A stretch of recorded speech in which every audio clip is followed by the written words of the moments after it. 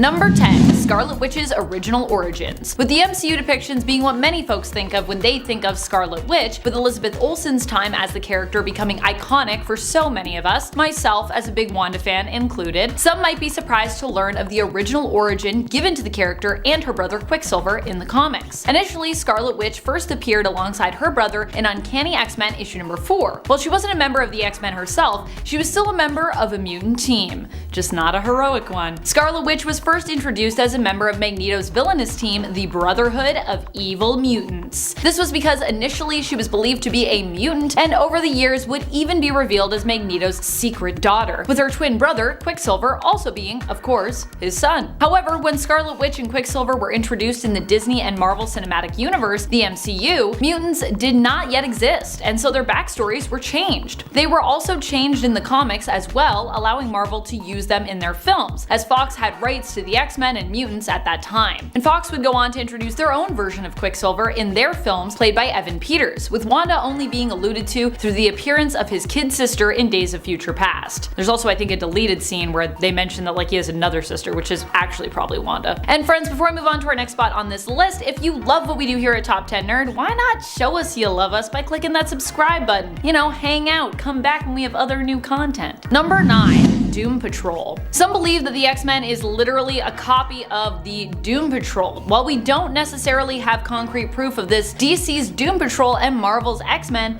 do share a lot in common, admittedly, including the time that they were both released around. Marvel's X-Men first appeared in their own series in September of 1963, whereas DC's Doom Patrol first appeared in My Greatest Adventure in issue number 80 in June 1963. June, so a few months before. Both teams had older gentlemen guiding a group of eccentric youngsters with fascinating powers. Both of those mentors were also bound to wheelchairs. For DC, it was Niall Calder, known as the Chief. For Marvel, it was Charles Xavier, aka Professor X. Some believe the fact that both were released so close together means that it would be impossible for Marvel to have copied DC, because they would have already been working on that book at the time. But at the same time, the Marvel method, known for speeding up production times, may have made this actually possible. Add in the fact that much of what Marvel made was inspired by DC's works and characters and vice versa, and there were a lot of creatives moving back and forth between the two areas, and it goes from seeming somewhat unlikely to definitely a possibility, at least. Number 8.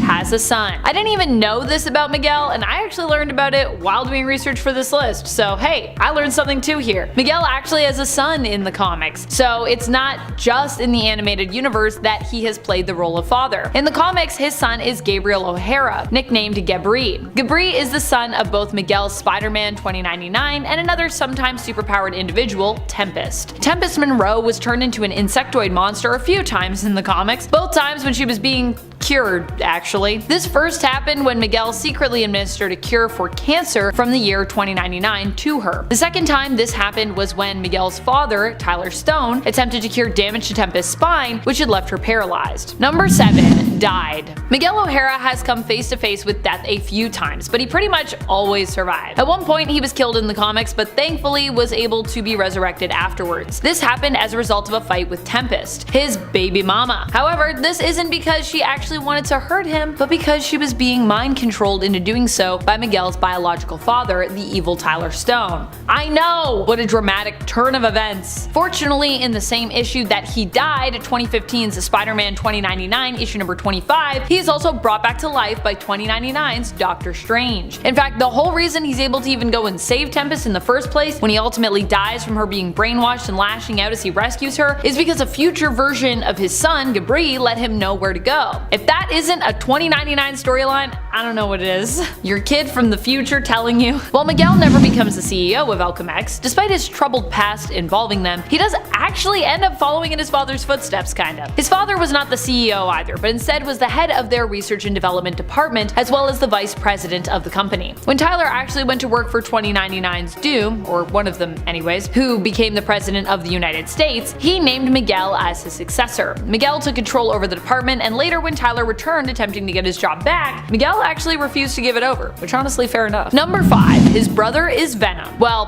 his half-brother, anyways, on his dad's side. Kron Stone is actually Miguel's brother through his father, Tyler Stone. The two brothers never really got along, and Kron actually was completely unaware that Miguel was his brother. Kron in this timeline is the one behind having Punisher 2099, Jake Gallo's family killed. As payback, the Punisher pays him a visit and leaves him to die in the sewers, which is where he is left to bleed out. However, just as it seems that Kron is done for, and honestly, I gotta say, kinda good riddance, he bonds with a black ball of goo that turns out to be the Venom symbiote, who after all these years has continued to mutate and change, surviving. Kron becomes the original 2099 Venom and fights against Miguel, becoming his rival and yearning to cause him pain. In fact, Kron even succeeds in hurting Miguel when he kills Dana, Miguel's ex, who was once his fiance. Number 4. Powers and abilities. While not as strong, as fast, or as intelligent as Peter Parker's Spider-Man, Miguel O'Hara still has some very impressive powers. His powers come from his DNA being rewritten to basically 50% Spider. In fact, exactly 50% Spider, I should say. This also changed his appearance, giving him fangs and making his eyes turn red. Hence why in Across the Spider-Verse they call him, sort of that like vampire Spider-Man. Although there are also some other famous vampires in the Spider-Verse that I'm thinking we may still see as well, but we'll have to wait and find out. Spider-Man 2099 possesses superhuman levels of strength, endurance, agility, reflexes, speed, and durability. He also has a pretty potent healing factor, allowing him to heal from cuts within minutes. His healing factor is also believed to affect aging, slowing it. He possesses talons along with his fangs, night vision, enhanced eyesight, and organic webbing. Oh, and he may actually be telepathic to a degree. As I said before, he's also a genius, specializing in genetics, but also having some pretty fierce computer skills. Number 3. First appearance. For those who are curious with where to start when it comes to Miguel O'Hara and his story, we first got a glimpse of him in a preview in Amazing Spider-Man issue number 365, which was also a supersized 30th anniversary issue for Spider-Man. This was where he first appeared, but he wouldn't be properly introduced until a few months later in his own series, Spider-Man 2099 issue number 1, which I believe is what the preview in the 30th anniversary was basically for. Spider-Man 2099 was actually the first comic to start off the 2099 line and universe, so Miguel was actually the first hero we'd come to know from 2099 as well. The first issue establishes Miguel as a brilliant but kind of cruel person whose desperation leads him to become a superpowered vigilante. I gotta say, I really love the art and the colors in this book. 2099 is such like a cool world, like really, it just visually is so striking. Number 2. Lila. For those who didn't notice, Miguel actually has his own AI assistant. Her name is Lila, which actually stands for Lyrate Lifeform Approximation. LYL. In the comics, Lila has a very different look than the animated universe. She kinda reminds me a bit of Marilyn Monroe in the comics, honestly. She also often expresses concern for Miguel, often giving him advice as though she was his friend, as opposed to her being his assistant. Although she does still call him boss like her animated Spider-Verse counterpart in the films. As an AI, there is a lot that Lila can do, but she also seems to be prone to catching human emotions sometimes as well, which is interesting for an AI. However, this was also likely a one-time thing, as it was later revealed that she had become susceptible to a virus after plugging herself into sort of like a worldwide news network and shutting down after being overwhelmed with basically too much emotion. Which honestly, I get it, Lila. I try to not listen too much to the news because I also get overwhelmed with too much human emotion. Number 1. Future problems. Miguel hasn't always existed just in the 2099 universe of Earth 928, which is believed to be a potential future for Earth 616. At one point, he actually found a home in the main continuity, a version of his past. During his time on Earth 616, his apartment number was funnily enough 2099. Cool on paper, but maybe not so great if anyone is, close to figuring out your secret identity as Spider-Man 2099. Just because he's from the future as well doesn't mean that he doesn't worry about it while living in what we would refer to as the Marvel present day. While time displaced, he also worried about the same issues we all do, such as climate change, heating up the Earth, and threatening our future on the planet, politics, and well, romantic relationships, which honestly sounds like our everyday life here in 2023. For a man from the future, it sounds like Miguel can be fairly good at living in the present. Number 10. Fast food almost ruined 90s X-Men. What even is the title of this point? Well, it was the best way I could put it. It was revealed a while back that the 90s animated X-Men series that we all grew up knowing and loving, personally for me this was my buy-in to the X-Men and much of Marvel's superhero world, was almost cancelled because of an Australian fast food chain. No, I'm not joking. Apparently Marvel had negotiated a deal with them to do giveaways of toys for the X-Men series, but the contract also cemented that the toys would then have to appear in the show. However, the designs for these toys apparently were pretty terrible. Artist and producer Will Mineo told Marvel he would not put them in the show. As a result, he and the production company behind the show, Graz, almost lost their control over the series. So we could have had a totally different series, or maybe not one at all, who knows what could have happened. And friends, before we move on to our next spot on this list, if you love when I talk about mutants, I know I love when I talk about mutants, be sure to go check out our X-Men playlist where we all talk about mutants all the time, because that's all that's on the playlist.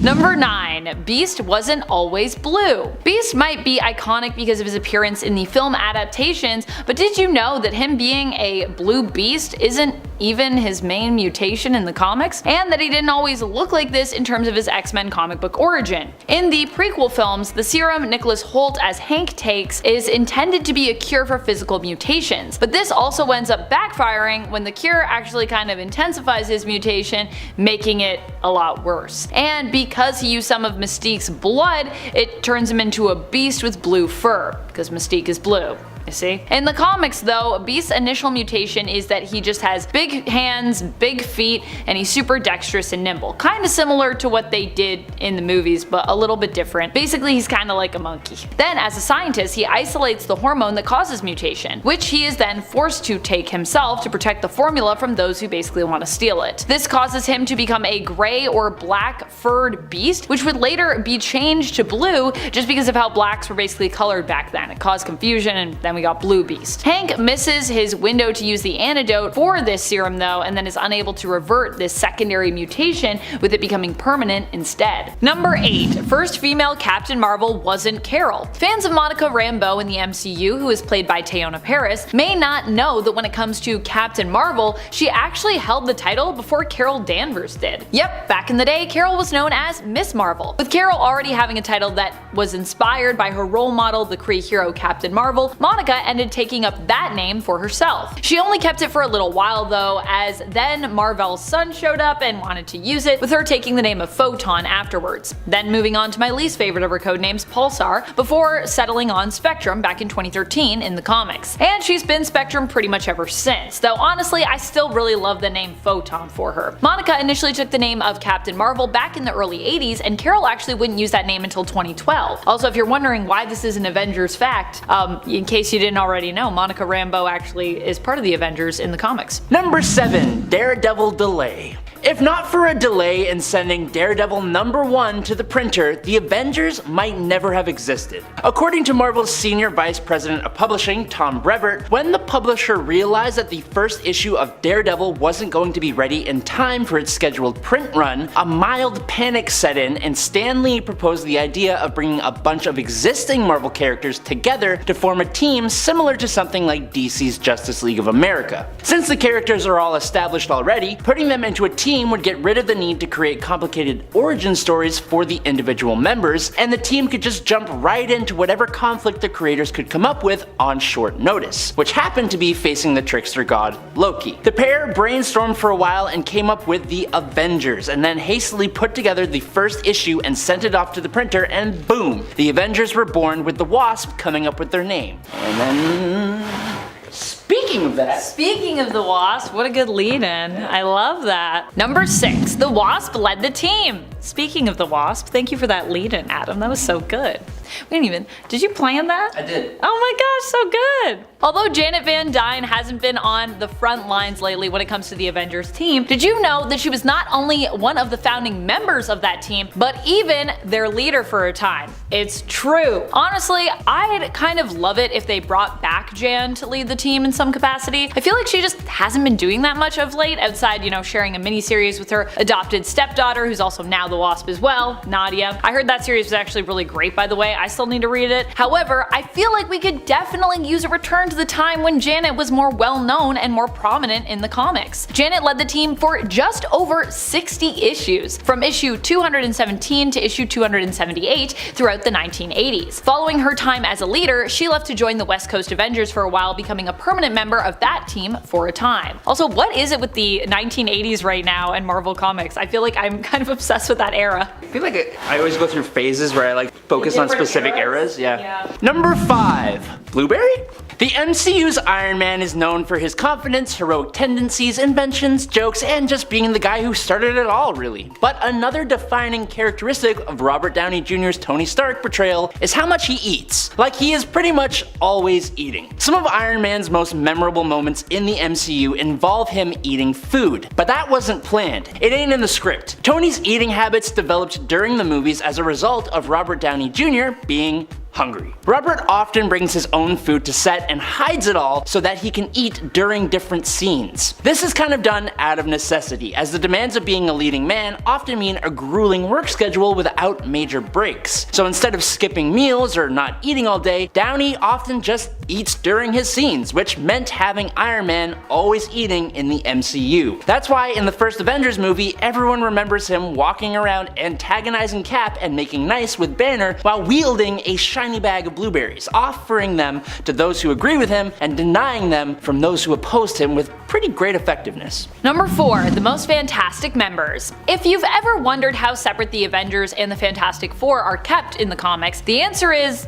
well, fairly separate, usually. While the FF are good friends with many of the Avengers team members and vice versa, they usually stick to fighting their own villains in their own comics. However, there was a time around issue 307 where the Fantastic Four in the late 80s, the 80s, here we go, when Sue and Reed decided to leave the team for a period. And they would be absent for almost 20 issues on that team. Now, where did they go? Well, for a few issues, they were actually members of the Avengers. However, their time on the Avengers team was even more short-lived than their absence from the Fantastic Four comic. They were members from issue number 300 of the Avengers to issue number 303, which is when they left that team. They would return temporarily along with other heroes who had been members in issue number 305, but that was pretty much it at the time for their Avengers run. Number 3. First name Agent. Agent Phil Coulson, member of S.H.I.E.L.D., is one of a couple of characters that is pretty unique in comicdom, and that's because he was introduced for the first time in a movie only to end up as a recurring character in the comics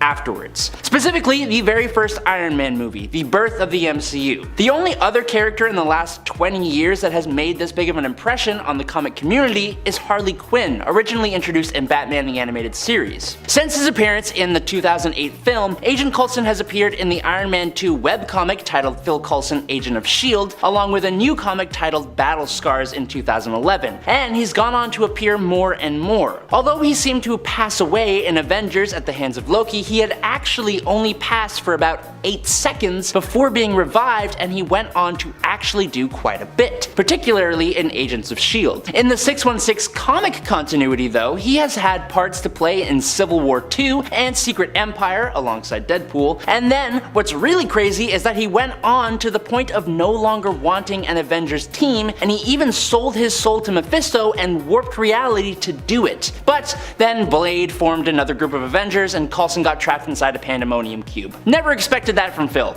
Gonna be honest. Number 2. They're eternal. At the time that the Fantastic Four were briefly members of the Avengers, there were also some other folks you might recognize joining up with the team. You may or may not recognize them actually, as they aren't known for being the most popular group around, but I gotta be real with you, their latest series by Kieran Gillen was one of the best things happening in comics that I've read in the last few years. And if you've seen a certain movie that also released pretty recently within the last few years, you might know who I'm talking about here. Goodness, that comic book series, by the way, was so good, you should read it. We're talking about the Eternals. Not all of the Eternals have been members of the team, and they definitely aren't as iconic of members as the mainstays like Captain America and Iron Man, but I do enjoy the relationship the Eternals have with the Avengers, with some of them being former members. It strengthens their ally bonds, but it's also cool to think about just how much power Eternals like Cersei and Gilgamesh brought to their team during their time on it. Oh, and Star Fox, aka Eros, Thanos' brother, who is technically the first Eternal to join the Avengers, although not the first Eternal from Earth to join, rather the first Eternal from the planet Titan to join, because that's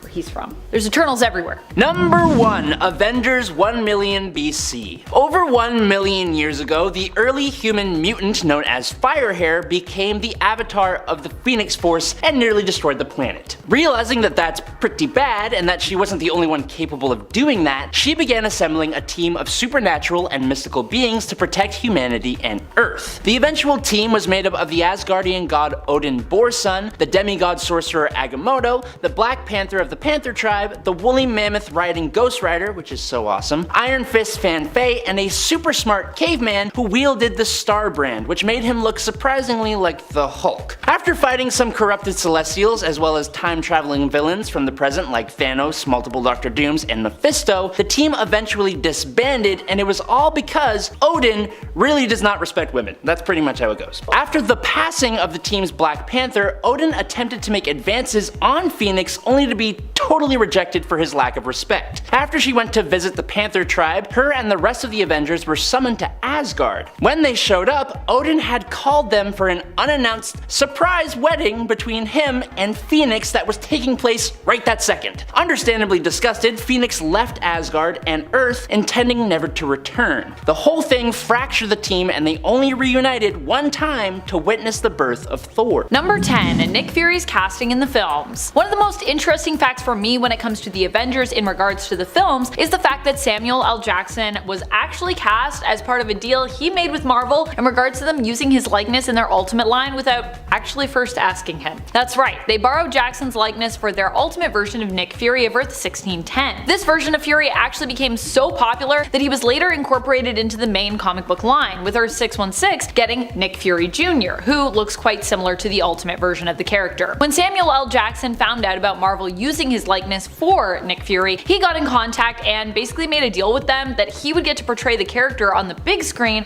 when that day came. And that's exactly what happened, with Nick Fury being the one responsible for bringing the team together in the cinematic universe. Number 9. Avengers Mountain. It's really sneaky of the Avengers to call their new HQ Avengers Mountain, because that thing ain't a mountain at all. It's a 2,000 foot tall corpse of a space god called the Celestial. Specifically, this Celestial is known as the Progenitor, and it came to Earth 4 billion years ago. They took that sucker's body and converted it into their home base with living quarters for each member of the team, a gym, a laboratory, and docks for ships. It's creepy as hell, and just to prove that point, they connected every quote floor in the quote building by turning the Celestial's spine into the quote spinal lift. How messed up is that? The Avengers partially reanimated the Progenitor's circulatory system and used the cosmic energy from its blood cells to turn one of the ventricles of its heart into a teleportation hub. They turned the Celestial's cerebrum into a server room called the Brain Room with the most powerful computer terminal in the galaxy. Each finger of the Progenitor's right hand was turned into a personalized hanger. As some kind of weird sick joke, its left bicep got turned into the Avengers Strength and Conditioning Center, and its quote mustache area was turned into Tony Stark's locker room. They even turned the space god's intestinal tract into a detentional facility for captured villains. Not going to lie though, it's actually kinda cool. Nowhere is a celestial head, so it's not like this is anything new. Number 8. Scarlet Witch has never joined. Surprisingly, despite being first established as a mutant and Magneto's daughter, Scarlet Witch herself has never served on the X-Men team, or any X-Men adjacent team for that matter. The only mutant-based team she was ever a part of was the Brotherhood of Evil Mutants. After moving from reluctant villain to hero,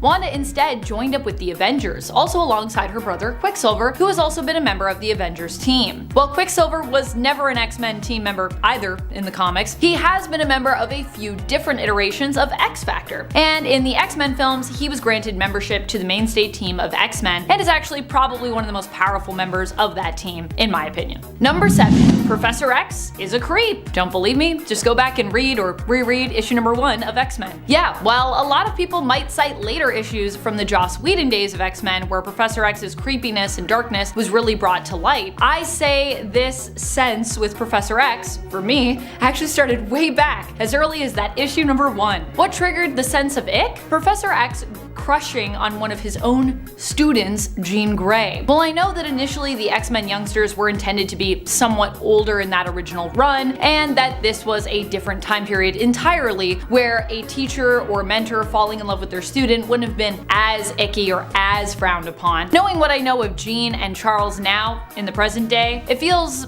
pretty creepy to me. And before you bring up the fact that Wolverine is considerably older than Jean, and they obviously get shipped together a ton, this also has a lot more to do with Professor X knowing Jean since she was an actual child, and their firmly established teacher-pupil relationship, which is not something that Jean and Wolverine have, and he also didn't literally know her when she was a kid. At least not as far as I know. Has that happened? If it has, let me know. That would also be creepy though. Number 6. XFactor. While today XFactor has become more well known as being a mutant detective agency, this isn't actually how they started out at all. After the original team of X-Men had shifted in the 80s and 90s, introducing us to an all-new lineup, Marvel decided they also wanted to pay homage to the original roster by bringing the team back together. The problem was, they already had a popular X-Men team that had different yet extremely popular mutants as members. So instead of changing the roster, they simply introduced a secondary one. To avoid confusion, this team would be known as XFactor, which was basically just the original X-Men team returned, featuring Cyclops, Marvel Girl, Beast, Angel, and Iceman. It wasn't until much later that the XFactor team would turn from simply OG X-Men to a detective agency with an entirely new roster of mutants. XFactor initially was a government-funded team whose front was acting as mutant hunters, when in reality they would actually be tracking down new mutants, which they would then take in and train, because they themselves were mutants. But you know, shh, don't tell the government. Ooh. Number 5. Miss Marvel's Secret Origins. Did you know that Miss Marvel's Kamala Khan was initially designed to be a mutant? It's true. While she has never been a member of the X-Men prior to now, she was recently killed in the comics and resurrected so she could get the origin that her creators originally intended her to have. So I'm sure when people were like, wait a minute, but isn't she supposed to be an Inhuman? She was, but that was actually, they didn't even want that to be the thing. And they also probably changed it in the comics so that her origin can match up with her MCU counterpart's origin. In case you missed it, in the Miss Marvel Disney Plus streaming series, it was suggested at the end that Kamala was likely a mutant, which is in part where her powers and abilities come from. And a lot of people were upset about that, but really that was the intention of the creators at the time, so it wasn't them changing it in the MCU, it was actually them going back to what they originally wanted for her in the comics, but then they had to make her an Inhuman. At the time of her creation in the comics, Marvel was trying to focus more on the Inhumans and promoting them, as they didn't really have the rights to the X-Men. In order to maximize profits, they decided to promote the Inhumans, trying to make them as big as the X-Men were, while downplaying the X-Men team and mutants at that time. So although her creators, Sana Amnat, Stephen Wacker, G. Willow Winson, Jamie McKelvey, and Adrian Alphona wanted her to be a mutant, instead Marvel made her an Inhuman with the Terrigen Mists that were released on Earth, which activated her abilities. But not anymore. Now she's a mutant. Number 4. Tracked by Morlun. I said before that Ezekiel Sims and Cindy Moon agreed to have her locked away in a room that blocked detection from an extremely powerful villain at the bottom of his tower. This villain that was tracking Cindy Moon was none other than the totem-devouring Morlun and his inheritors. It was one of the first things her and Peter talked about once he opened the room containing Cindy Moon, as she flipped on him thinking that her release would attract Morlun. Luckily, Peter had taken Morlun's life twice before this, but obviously that means Morlun has the means to return, which he obviously does. It turns out that Morlun and the other inheritors could track Cindy because she was the avatar of a powerful spider totem called the Bride, which actually played an integral part of the huge multiversal Spider-Verse event from 2014. And if you haven't checked out that story, what are you doing here? Get to it, nerd! Number 3. Finding her family. One of the first things Cindy Moon did after being discovered by Peter Parker was swing off to the place where she used to live with her family before being taken in by Ezekiel Sims. Unfortunately, when she got there, it turns out her family wasn't there anymore, and another family was now living there in their place. Her missing family was and is a big part of her character, as she understandably dedicates herself to finding her family when she isn't fighting crime or getting steamy with Peter Parker. She joined up with the Fact channel, run by J. Jonah Jameson, as a reporter with the added benefit of having more power to gather information about her parents' whereabouts. After the events of Spider-Verse, she soon found that her parents' record had been erased, but she kept gathering clues to their whereabouts anyways, even going back to her old bunker where she created an evidence board. After some battles with Black Cat, she was kidnapped by the Repairman, who revealed that he worked for the people who had her family, but Black Cat stopped him from being able to give Cindy any more info, which kinda sucks. drugs. It wasn't until the incursions that Jameson was able to give her information about one member of her family. Number 2.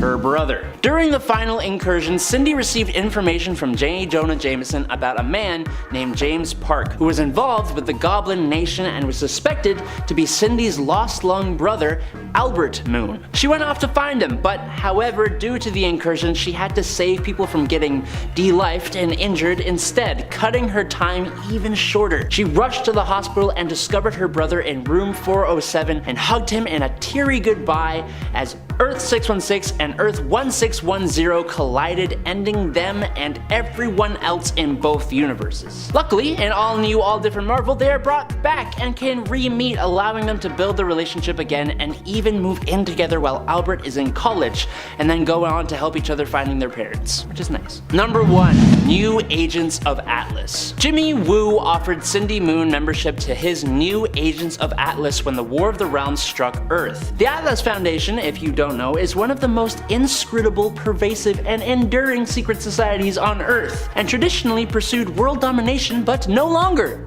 Currently, the Atlas Foundation, led by Jimmy Woo, a descendant of Genghis Khan, used its covert power and influence for humanity's greater good.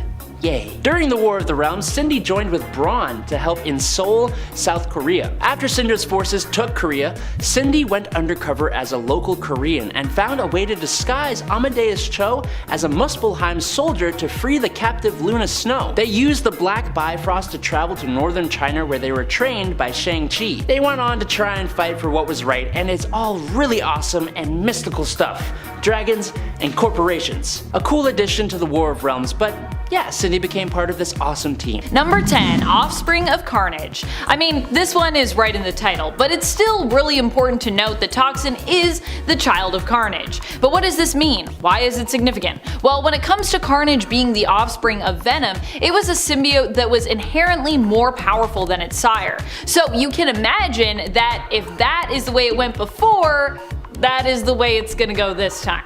Toxin is even more powerful than both Carnage and Venom as the grandbaby of Venom, hence why this symbiote caused such a stir in the symbiotic world when it first appeared, especially when it came to the concerns of both Toxin's parent and their grandparent. Number 9. Patrick Mulligan. Patrick Mulligan was Toxin's first host and was a police officer. With Patrick, Toxin was on a journey to learn what it meant to be a hero and attempted to walk in Mulligan's footsteps, doing their best to walk the walk and talk the talk of being a true hero. Despite having a secret darkness lurking within them, the Toxin often had to fight against. Patrick unfortunately would be killed by Blackheart, the son of Mephisto, which was pretty bad news for Toxin. Toxin was then used by Blackheart to create his own symbiote warriors, and Blackheart took a chunk of the symbiote for himself as a sacrifice to be used in a ritual. Ouch. At number 8 is the simple fact that Ms. Marvel has a number of different powers. Honestly, her power set is so vast that it's hard to tell what powers Kamala doesn't have. The original Ms. Marvel was super powerful, but her power set was pretty straightforward. She had flight, super strength, and the ability to fire energy blasts on command. She was very powerful, don't get me wrong, but Ms. Marvel's got a much more varied set of abilities that puts many heroes to shame. Her primary power is her ability to embiggen parts of her body at will, as well as shrink down to any size she wants on command. She's also able to stretch like Mr. Fantastic, so that means that so far she's got powers similar to those of Ant-Man and Mr. Fantastic. But on top of all that, she's also got the healing factor that makes Wolverine stand out from his counterparts. The only thing she needs to focus on now is her strategy and focus, something that I think we can all agree just simply comes with age. At number 7 is that Kamala Khan is herself a huge superhero fan and a lover of fan fiction. In fact, the first time we ever see Kamala in issue 1 of her self-titled comic book series, she's actually in the middle of writing a fanfic when her mom interrupts her for dinner. This isn't the only time this part of her character shines through though. She continues to be starstruck when coming in contact with other superheroes as her career picks up. In one instance, she meets Wolverine and doesn't hold back from divulging that her Wolverine and Storm in Space fanfic was the third most upvoted story on a popular fanfic site. This side of Miss Marvel is really refreshing and fun because it just shows Miss Marvel having all her wildest dreams come true. From this first encounter with Wolverine to her eventual induction into the Avengers, her excitement persists throughout her character's arc. And let's not forget that her name derives from her love for Carol Danvers and her old moniker of Miss Marvel. A whole lot of her identity is built on her super fandom, and we love it. At number 6 is the fact that Miss Marvel is one of the youngest members to ever join the Avengers. For those who aren't already aware, Miss Marvel is in fact given a membership to the Avengers after the Secret Wars event, and she finds herself starstruck once again, fighting alongside the likes of Iron Man, Thor, Vision, and Captain America. There are some members younger than her in the Young Avengers, but we're not talking about them. The Young Avengers are great, but this is the real deal, the Avengers. Understandably, she also appears to be the only one on the team who looks surprised that she's even there, constantly in a state of excitement and shock as she lives out her biggest dream. But it's not just a dream she's living out, she actually holds her own really well with the rest of the team with her massive power set described earlier. It's pretty fun to watch, but it sadly comes to an end as quickly as it began at the start of Civil War II. However, this isn't the end of her time teaming up with other superheroes. She quickly goes on to help found the Champions and continues to thrive among a new set of superhero peers. And very fittingly at number 5 is the fact that Miss Marvel is one of the founding members of the Champions. When she leaves the Avengers, she reforms an old team of heroes that had a brief run in the 1970s. But in 2016, the first issue of a new Champions volume comes out, and it fables the story of Miss Marvel and a few other ex-Avengers coming together to form the group. They also set out to reform some of the missing ideals from their former mentors in the Avengers. It turns out that Kamala has the same issues with the Avengers' moral compass as her counterparts Nova and Spider-Man because they set out to value the lives of average people more than their predecessors. This story is pretty thematically rich,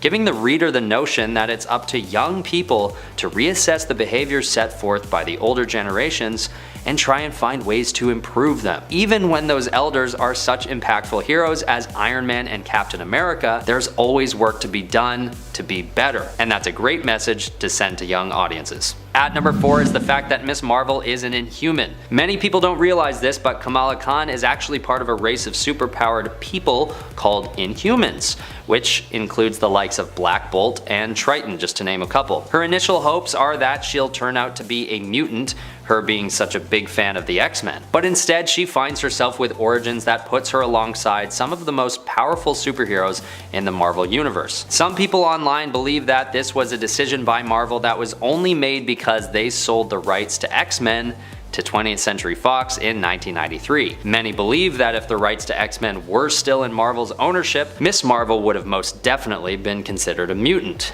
But that's all hearsay. It doesn't matter too much because firstly, the Inhumans are also really cool, and secondly, Miss Marvel mainly focuses on her Muslim American heritage anyway. It's proven to be a more impactful and interesting angle to Miss Marvel's character that she's a young Pakistani American, so her background as an Inhuman sometimes gets lost in the mix. But if you didn't know before, now you know. At number 3 is the fact that former President Barack Obama is a fan of the character and her comic book series. This may come as expected news due to his close relationship with his 2 daughters, who were around Kamala Khan's age at the time of Miss Marvel's first appearance. The former president was quoted saying to creator Sana Amanat about her character, "Miss Marvel may be your comic book creation, but I think for a lot of young boys and girls, Sana's a real superhero." This quote is pulled from an event in 2016 when Sana was honored at an event that celebrated women's history, and the introductory speaker at the event was President Obama, who included the aforementioned quote in his address. Sana was honored for the creation of Miss Marvel in particular, but also for other progressive work she's done at Marvel Studios. Obama doesn't confirm whether or not he's actually read the comic book, but he does admit to being a comic book fan. It's a pretty wholesome moment and very validating for progressives in the comic book industry, as well as for young girls around the world. Obama tastefully touches on the notion that young comic book fans of Muslim descent and otherwise can now truly have the option to relate directly to this new and impactful character. At number 2 is the fact that the comic book series Ms. Marvel was actually expected to fail. And this wasn't just expected by critics, but by the writer herself. G. Willow Wilson, the head writer of Ms. Marvel, was quoted saying explicitly that, quote, "A series like this was, by the superhero industry math of the time, doomed to fail. It was the trifecta of death. New characters don't sell, female characters don't sell, minority characters don't sell." Her words, not mine. But this may come as a surprise to many readers of this series and even viewers of this video right now, considering the series and the character of Kamala Khan have gone on to be a story of mass success. But to Wilson's point, back in 2014, despite it only being 8 years ago when the Ms. Marvel series was first released, the social climate was quite a bit less liberal than it is today. So Wilson wasn't messing around when she suspected the series would fail. It really did have a lot going against it, at least in the data. But sometimes there's a cultural pocket that opens up without most of us realizing it, which allows things that would normally be rejected to be accepted with open arms by the people of the world. And it seems as though this was one of those instances. And we're glad that that happened, because now we get to make lists about one more awesome superhero in the Marvel canon. It's a win-win all around. Finally, at number 1 is the fact that Ms. Marvel, aka Kamala Khan, is the first Muslim character to headline a Marvel publication, male or female. Upon the release of Ms. Marvel issue 1, 2014 was the first year that Marvel opened up to a whole new community of readers who could relate to the struggles and also the triumphs of a Muslim American superhero. Sana Amnat, the original creator of the Ms. Marvel character, was quoted saying she wanted to, quote, "explore the Muslim American diaspora from an authentic perspective." And she does just that. Although Kamala Khan's religion is part of her identity, Amanat and the head writer G. Willow Wilson have also made it clear that they don't want Ms. Marvel to be an Islamic story because they don't want to alienate any readers by making the character's experience too specific to one group. Another interesting angle of this character is that she's from New Jersey, which is situated right outside of New York City. And this is considered to be a conscious decision to explore other angles of the typical superhero origin story. Not everyone's from New York City, and now the rent is pretty high there, and these days it takes more than delivering a few pizzas to pay it off. And that's directed at you, Peter Parker. You did nothing wrong, but for some reason I'm zeroing in on you. At number 10 is that Kang is a time traveler from the 30th century. This fact is pretty obvious to those who know the character, but it's worth mentioning because it explains a lot about how Kang has gained such an insane power level, and how he's so omnipotent. It might also explain how good Kang is at time travel, having existed in multiple different times throughout history. One of his most notable personas throughout history was Rama-Tut in ancient Egypt, but it doesn't end there. Kang is known to have mastered time travel to such an insane degree that he has appeared in every single century at one point or another. This is part of why he has that suffix on his name, the Conqueror, because his goal is to conquer every era in the history of the world. At number 9 is that his first love, Ravonna, actually sacrificed herself to save him. During the 40th century, Kang meets a rebellion from the people whose kingdom he's conquering at the time, and one of the rebels is Ravonna, a woman that Kang had grown feelings for. But when his commanders urge him to execute her, Kang can't bring himself to do it. This eventually causes an uprising, leading to someone taking a shot at Kang. But Ravonna gets in the way of it, jumping in front of Kang and sacrificing herself to save him. This is one of the few times we see Kang the Conqueror show love for anything other than conquering, and also one of the few times we see his plan fall off the rails to such a detrimental degree. I mean, hey, love is a powerful thing. Number 8. Dark Web. What is Dark Web? Well, it's the current ongoing Spider-Man event, following what happened in Beyond, which we already touched on, and which resulted in the creation of Chasm. Ben Reilly now has a new identity and a new purpose. He has been warped by his loss of memories completely, and probably from falling into a bunch of ooze. He decides the best course of action now is to take out those responsible for his fall from grace, and he decides to ally himself with others who have been wronged in order for them to all achieve their own similar but different objectives. Chasm's plan is to defeat Peter Parker, who he sees as a threat, and who he ultimately blames for all the things that have befallen him, basically feeling that like Peter's kind of keeping memories from him, when really that's not what Peter wants to be doing. Dark Web is about these various villains coming together to redeem what they feel they are owed, having all been twisted in some way by past traumas, and for some of them kind of current traumas. Really, it's an event about confronting the pain others have caused you and all the various ways you can deal with and you can hopefully potentially heal from that. Number 7. Chasm. Why the name Chasm?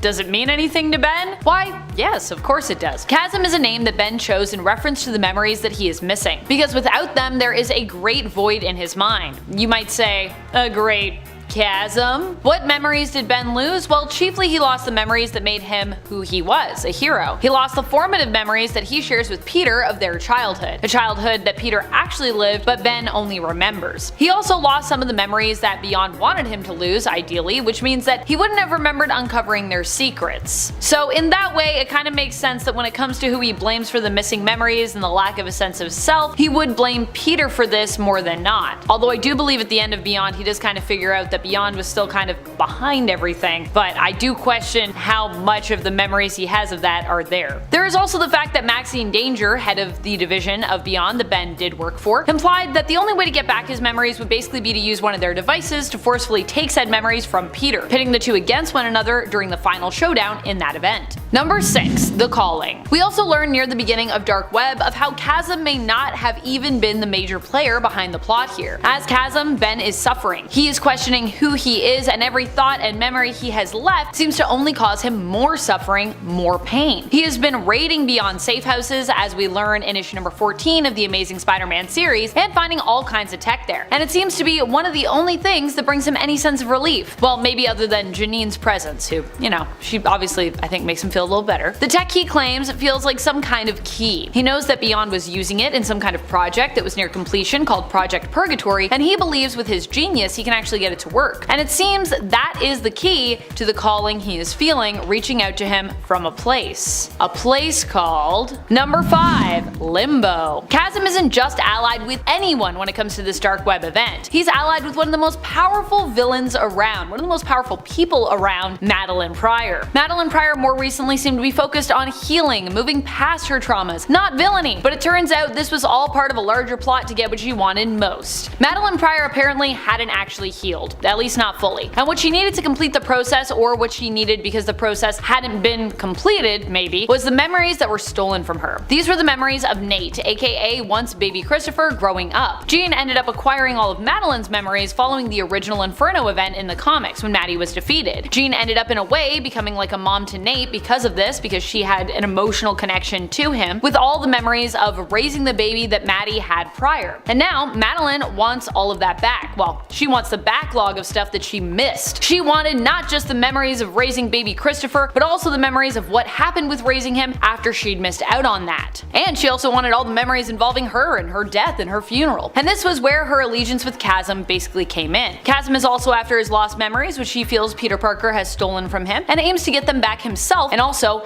end Peter Parker in a sort of there can only be one type showdown. Number 4. Hallos Eve. Not only is Meline an ally of Chasm, but so is Hallos Eve. Hallos Eve is actually Janine Godby, who is Ben's love interest. Kinda like his version of Mary Jane, but if Mary Jane had an even more messed up childhood and was also forced into becoming a murderer and a criminal in self-defense, spending most of her adult life in prison. Hallos Eve ends up becoming a villainous sidekick to Chasm and the Goblin Queen in the Dark Web event after Maddie uses the demonic magic of Limbo to give Hallos Eve powers. Hallos Eve can essentially create masks which have different effects on her enemies depending on which one she's wearing and wielding at the time. The symbolism here is kind of in reference to the fact that in her life, Janine has felt she had to assume many different identities in order to survive, which is why Maddie sort of gave her that power. Even her name, Janine, is actually not her original name, but one she adopted when she was on the run, although it is the name she chooses to be addressed and referred to by in preference to her given name, because obviously she has past stuff attached to that she does not want to think about, I imagine. Number 3. Venom. While not as Chasm specific, I feel like this point is still really relevant when it comes to Chasm and his story in Dark Web. Chasm and the Goblin Queen, along with their sidekick Hallos Eve, aren't the only ones who end up allied together in this event. Venom also gets sucked into this villainous team up himself, which might seem odd initially, considering that Venom is Eddie Brock, who isn't even really Venom anymore, but rather is the King in Black following the defeat of Null. Not only that, but Eddie for the last few years has really been more of a straight up hero, not a villain at all. Venom, the symbiote Venom, would go on to bond with Dylan Brock, Eddie's son, but after Eddie ends up in limbo requesting help from Madeline and Chasm, Maddie sees an opportunity here. She agrees to help Eddie find his son, but in exchange forces him to join her and Chasm's plot, removing Eddie's memories of Dylan. Now this makes him believe he is Venom once more, but after he realizes his other is no longer there and he's alone, he instead becomes the future villainous version of himself, or one of those,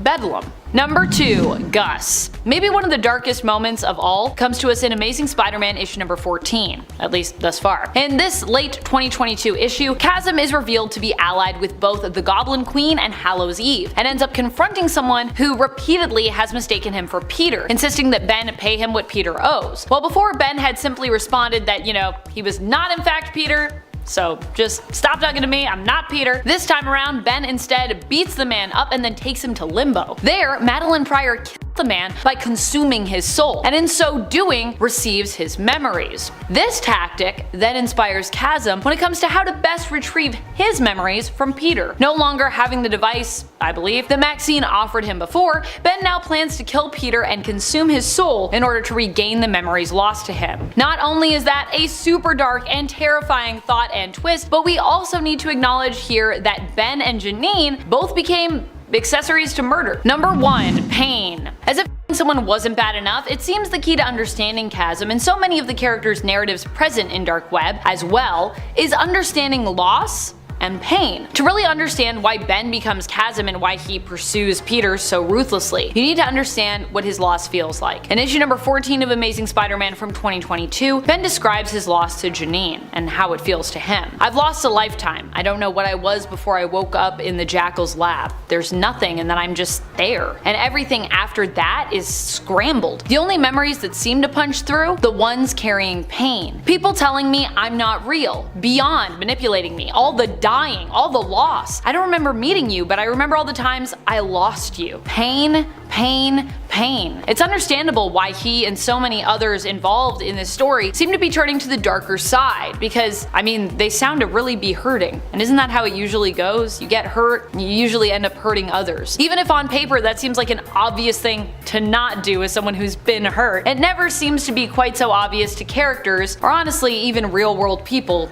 in the moment. Coming in at number 10, One of the First. Although he has been mysteriously absent from any of Spider-Man's movies and most of his video games, fans of the comics know that Craven the Hunter is one of Spider-Man's earliest and most dangerous foes. Created by Stan Lee and Steve Ditko, Craven first appeared in The Amazing Spider-Man number 15 in August of 1964, one issue after the debut of the Green Goblin. Craven is Sergei Kravenov, a Russian big game hunter who sets his sights on the biggest game, superhumans, and specifically Spider-Man. In their first encounter, Craven hits Spider-Man with a nerve punch, disabling one of his arms, but even with just one arm, Spider-Man overcame the villain. Upon realizing that he can't win with just his fists, Craven resorted to getting Spider-Man with a poisoned blade, which weakened him. But after that, the two go their separate ways, with Craven coming back every once in a while to give it another good old try and get beaten. Number 9. Inspiration. During his first appearance in comics, Craven refers to his hunt for Spider-Man as, quote,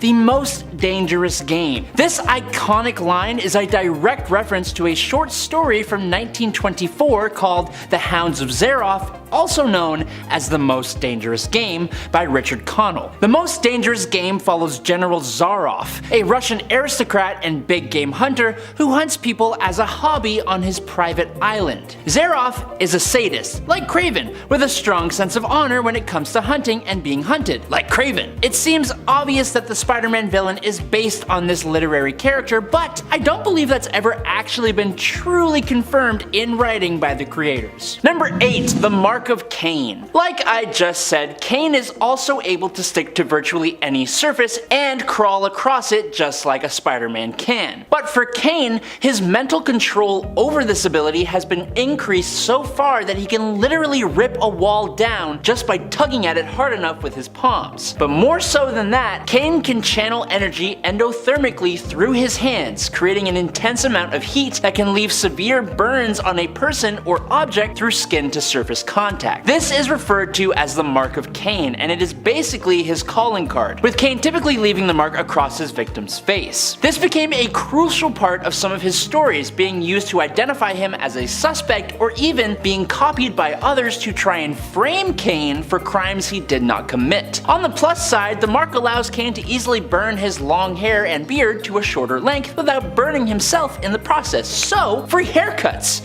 Shame about the burning smell of hair though. Don't like that. Number 7.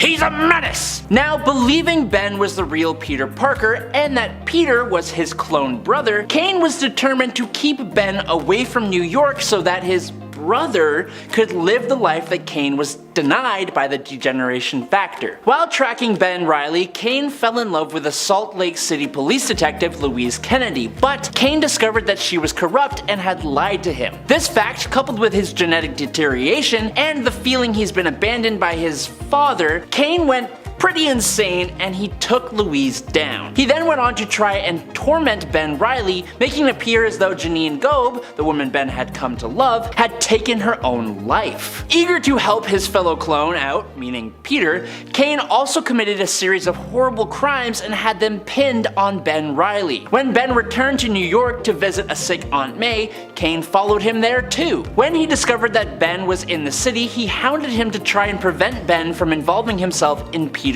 life. Now, because of Cain's enhanced precognitive spider sense, he predicted that someone would try and take out Mary Jane Watson, and to stop this, he went on a massacre, taking out a number of Spider-Man's rogues gallery, including Dr. Octopus and the Grim Hunter. Of course, this kind of backfired a bit, causing Peter Parker to end up in prison since, you know, all of their fingerprints are exactly the same. But Ben Reilly eventually took Peter's place, and there's this really weird mock trial thing that happens. Basically, Cain is a troublemaker is the point I'm trying to make. He does get redeemed though, so that's good. Number 6. Passing and returning. Eventually, Peter Parker falsely accepted that he was the clone and Ben was the true Peter Parker, and so he allied himself with the Jackal. But Cain, like some twisted guardian angel, refused to let Peter throw away his life, and he confronted the Jackal, but alas, the Jackal twisted Cain's mind yet again. Cain left, feeling rejected, and went back to Mary Jane, who taught him about all that power and responsibility. So then Cain returned to the Jackal's lab in time to help Ben in a battle against numerous Spider clones. Cain surprisingly saved the Jackal from Spider-Side, but was then impaled on a masonry spike, ending his life. But don't worry, for some reason, the Jackal then placed Cain in a regeneration pod, and when that pod was next seen, it was empty. During Ben Reilly's time acting as Spider-Man, an event took place where some of the world's strongest fighters were pitted against one another in a fighting competition called the Great Game, all for the amusement of wealthy people. Ew. One of the game's main sponsors, James Johnsmeyer, found the pod containing the revived Cain and decided to initiate him into the competition. At the end of that story, Cain accepted Ben Reilly as his brother, finally, and turned himself in to the police. Number 5. Passing and returning yet again. After the events of Dark Reign, which did include Cain but aren't really that important other than the discovery of Norman Osborn's involvement in the Clone Saga, we got the amazing Grim Hunt story. Cain was attacked by Alyosha and Anna Kravenov for being associated with the Spiders, but since he wasn't a quote true Spider, the villains decided to instead punish Cain by keeping him alive but wounding him severely enough that he fled to Peter Parker's apartment in search of help. Now Peter hid him in the bathroom, then left to stop the Kravenovs. I forgot to mention, for a good chunk of time here, Cain had been sporting long hair and a big old beard, so now when Cain next appeared, he had shaved his face and cut his hair, thank god, and he resembled Peter a lot more closely, which is important because when Spider-Man was, quote, killed to resurrect Craven the Hunter, it turns out it was actually Cain in disguise, and that he had given his life to save Peter Parker. Cain was buried as a Parker, but was later seen rising from the grave with mutated features, with the jackal saying, quote, "Rise, cursed one, rise, tarantula." Turns out that the jackal decided to turn Cain Parker into a human tarantula-like monster with 6 red eyes and 4 spider legs growing out of his back. It's terrifying. Number 4. Scarlet Spider. The jackal made Cain, who was Tarantula, the first of his followers during the Spider Island event. It's important to note that Cain wasn't really in control of himself here. In his final confrontation with the original, Spider-Man threw Cain into a tank filled with the Cure, a concentration of the anti-Venom symbiote which was intended to help cure the people of Spider Island. The Cure did more than return Cain from being a monster though. It also stabilized his DNA and finally made him a perfect clone of Peter Parker, similar to Ben Reilly. Now Cain was super important against the Spider Queen, using lethal force to bring her down. Following this, Cain started a trip around the USA, and during his stay in Houston, Texas, he saved a young girl from some pretty utterly horrible people. Now using a scarlet suit similar to Spider-Man's, Cain faced the Salamander and managed to defeat him, being named by him as Arachna Escarlata, or Scarlet Spider in Spanish. I'm sorry if I mispronounced that, I really am. When the people at the scene cheered him and told them they needed a hero, Cain's sense of responsibility for the girl he saved led him to stay in Houston as Scarlet Spider, leading him to face off against the Assassin's Guild, the Watchdogs, and Anna Kravinoff. Number 3. The Other. Something that has been established more recently in the Spider-Man mythos is that all Spider-Man-like heroes across the multiverse are known as spider totems, meaning they source their spider powers from a powerful spider deity known as the Other. This made them a target for the Inheritors, who feed on the power these totems possess. This led to the passing of Spider-Man at the hands of Morlun. Now, Parker would be resurrected and was chosen as an avatar of the Other, but he would reject this. During a battle against the sick and twisted villain Carlos Lobo and his sister in Houston, Cain found himself in the afterlife yet again, except when Cain passed away this time, his body became wrapped in a cocoon made of spiderwebs, just like when Spider-Man had passed away. Just like Peter, Cain found himself in a vision talking with the Other, who explained that it was the one who had resurrected Cain after Craven's grim hunt. It offered Cain the chance to embrace its power, granting extra abilities that included retractable stingers and other monstrous enhancements, since Peter had refused. While Cain initially refused the Other's offer as well, not wanting to become another monster greater than the one he already was, he was pressed for time as his friend still needed his help. He therefore had no choice but to willingly embrace the Other, being reborn with powerful augmented abilities and a much more arachnid-like appearance. As the avatar of the Other, Cain became a central figure in number 2, the Spider-Verse. Cain, who was now a member of the New Warriors, was attacked by Deimos of the Inheritors, who easily defeated the New Warriors. Pinned down, Cain impaled Deimos with numerous spines, and Deimos recognized him as the current avatar of the Other. Before Deimos could drain Cain, however, Old Man Spider-Man, Spider-Woman, Bullet Point Spider-Man, and Ben Reilly from Earth 95 arrived to save him. With Deimos distracted, Gwen was able to rescue Cain, and they retreated to Earth 13, taking losses on the way. Now Cain, along with Ben Reilly and Jessica Drew, later traveled to another universe from where the cloned bodies that granted the Inheritors immortality came from. At the cost of Ben Reilly's life, Cain managed to shut down the facility, which was run by the Inheritor Genix. Fueled by rage for Reilly's passing, Cain traveled to Earth 001, the home base of the Inheritors, to take revenge on them. Drawing on the full power of the Other, Cain transformed and was actually able to take down the leader of the Inheritors,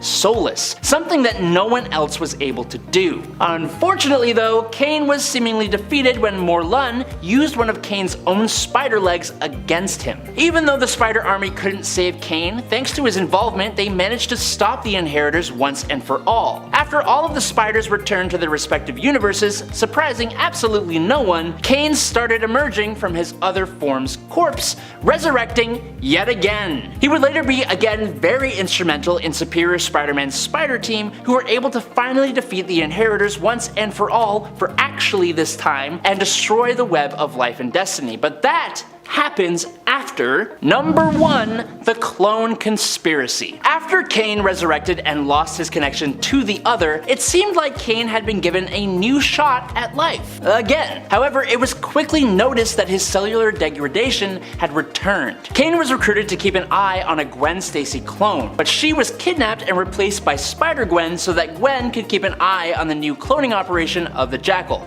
Yes, that's confusing, I'm sorry. However, when clone Gwen needed medication to stop her carrion virus from activating, Kane was forced to bring her to Spider-Man and his friends at Horizon Lab so they could supply her with some of the pills they were studying there. There, Kane informs them how serious the carrion virus is and how his had been reactivated. The Jackal is accidentally tipped off and sends Electro and Rhino to attack Horizon Labs, where Kane tries his best to fight them off but is ultimately defeated and taken to the secret base of the Jackal. Kane was then studied on by the Jackal's ally, Dr. Octopus, but Spider-Woman managed to break him free once Doc Ock turned against the Jackal. Now, the Jackal revealed himself to be none other than Ben Reilly, who went a little bit cuckoo. He then broadcasted a worldwide frequency that caused all of the new used patients to break down, beginning the outbreak of the carrion virus. Kane tried to fight Ben, but Ben threw him out a window without any webs. Spider-Gwen dove after him and saved him, leaving Spider-Man to stop the virus alone. Spider-Man worked with Anna to reverse the frequency that was accelerating the virus, while Kane and Gwen watched it succeed on the ground. With his world saved from the carrion apocalypse,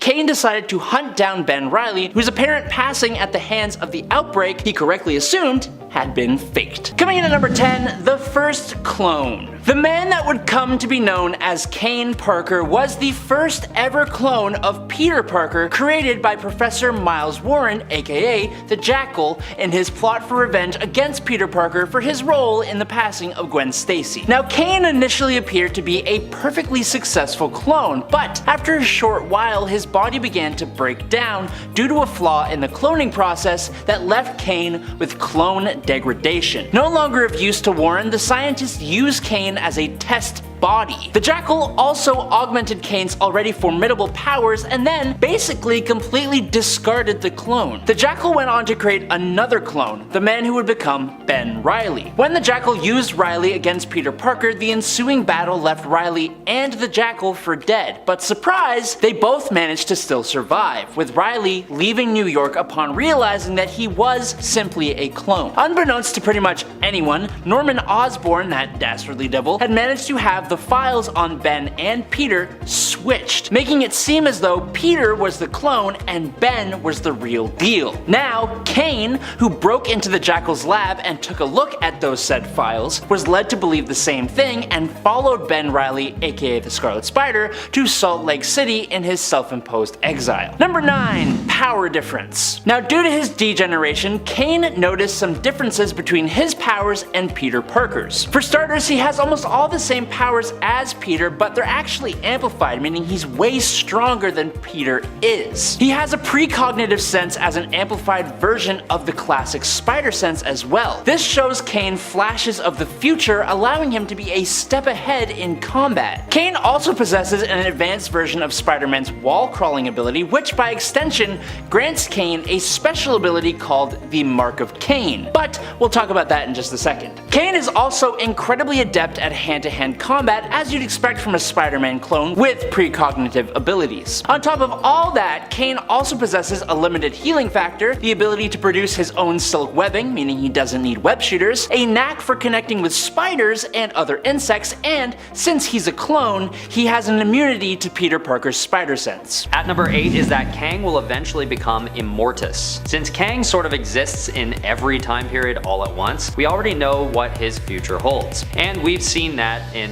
his future, he will eventually become the Time Lord known as Immortus. Way down the line, it is known that Kang will grow tired of feeling the pain of loss and suffering through his conquest, and he'll decide to reside in the temporal limbo dimension. Serving as the Timekeeper's avatar, Immortus, Kang settles into a more comfortable life, one that isn't even considered to be villainous in nature anymore. His job becomes to defend timelines from disruptive time travelers like his former self. But literally, his former self. He actually has to deal with himself from the past, teaming up with the Avengers to keep order across many timelines. At number 7, Kang once went by the moniker of the Scarlet Centurion. During the modern era, Kang felt he needed another disguise to try and dethrone the Avengers. So, in order to design a new persona, he looked back on his long history with Dr. Doom, who he first met in ancient Egypt as Pharaoh Rama-Tut, mentioned earlier. Inspired by Dr. Doom's armor, Kang then went on to design his own suit and went by the mantle of Scarlet Centurion. This particular effort doesn't get him very far, but that could be due to the fact that he was facing off against the Avengers. Later, Kang's son Marcus takes up the role of Scarlet Centurion as well, which is just another little tidbit for you. At number 6 is the fact that Kang raised the Apocalypse Twins. This is a good example of how time travel can be a very powerful tool if used the right way. When Kang looked into the future, he saw that Uriel and Elman, aka the Apocalypse Twins, would eventually usurp him and get in the way of his own rule. So he kidnaps them as babies and raises them himself as a preventative measure. Luckily for the universe though, the twins escape Kang's grasp and try to establish their own rule. Later, it's revealed that Kang was also trying to prepare the Apocalypse Twins as weapons to wipe out all of mutant kind, a race of beings that Kang felt also threatened his rule altogether. Luckily, the uncanny Avengers take him out before the better part of this plan could be carried out. At number 5 is that Kang actually wielded the Reality Stone during the Infinity Wars storyline. In this storyline, another villain named Requiem is also trying to get the Infinity Stones to reduce the population by half. But instead of wiping out half of the population, Requiem decides to blend people together during a series of Infinity Warps, as they're called. Luckily, Loki is unaffected by this merge and goes around finding people to unmerge. One of those people is Kamala Kang, a mixture of Kang and Ms. Marvel, and when they're split back to their normal selves, Kang the Conqueror takes control of the Reality Stone to go into battle against Devondra, who wielded the Soul Stone at the time. It's a pretty notable moment because Kang's powers are such that you might expect him to already have power comparable to the Reality Stone, so when he gets it, his power gets a massive boost. Number 4. Jubilile Van Scotter. Jubilile is the third host of Toxin. Toxin was passed on to her in the fight against Chthon, and before that she had her own symbiote and had also gained the Ray's symbiote as well. They were all together when they bonded to her. Jubilile's father passed away when she was a child, and a few years later she decided to set out and explore the world in his memory, as her father had been an experienced sailor who had taught her how to sail himself. She ran into Carnage, and a ritual he performed on her left her transformed,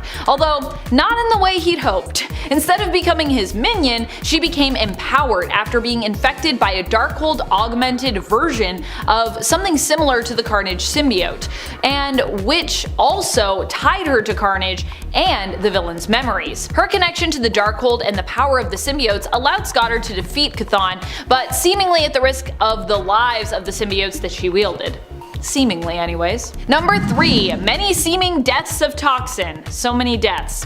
Toxin has seemingly died on more than one occasion, with the symbiote being set on fire twice and being suspected dead during at least one of those instances, back when Toxin was bonded with Eddie Brock and the two fought against Venom, who was bonded with Flash Thompson at the time. However, it turned out that Toxin survived on both occasions due to being so powerful and so durable. Later on, Toxin would be believed dead for a few years after facing Chthon, along with another unnamed symbiote and the Ray symbiote. However, it turned out it survived this battle as Toxin reappeared during the King in Black event. Number 2. Current host. Currently, Toxin is bonded with Bren Waters. Bren and Toxin met at some point after Toxin's supposed death following the defeat of Chthon. The two decided to team up together, with Bren, a teenager, requesting that Toxin give them a more adult appearance, which makes sense if you're fighting crime. Toxin obliged, and so when fighting together, they look more like Patrick Mulligan or Eddie Brock in regards to their overall intimidating muscle-bound stature.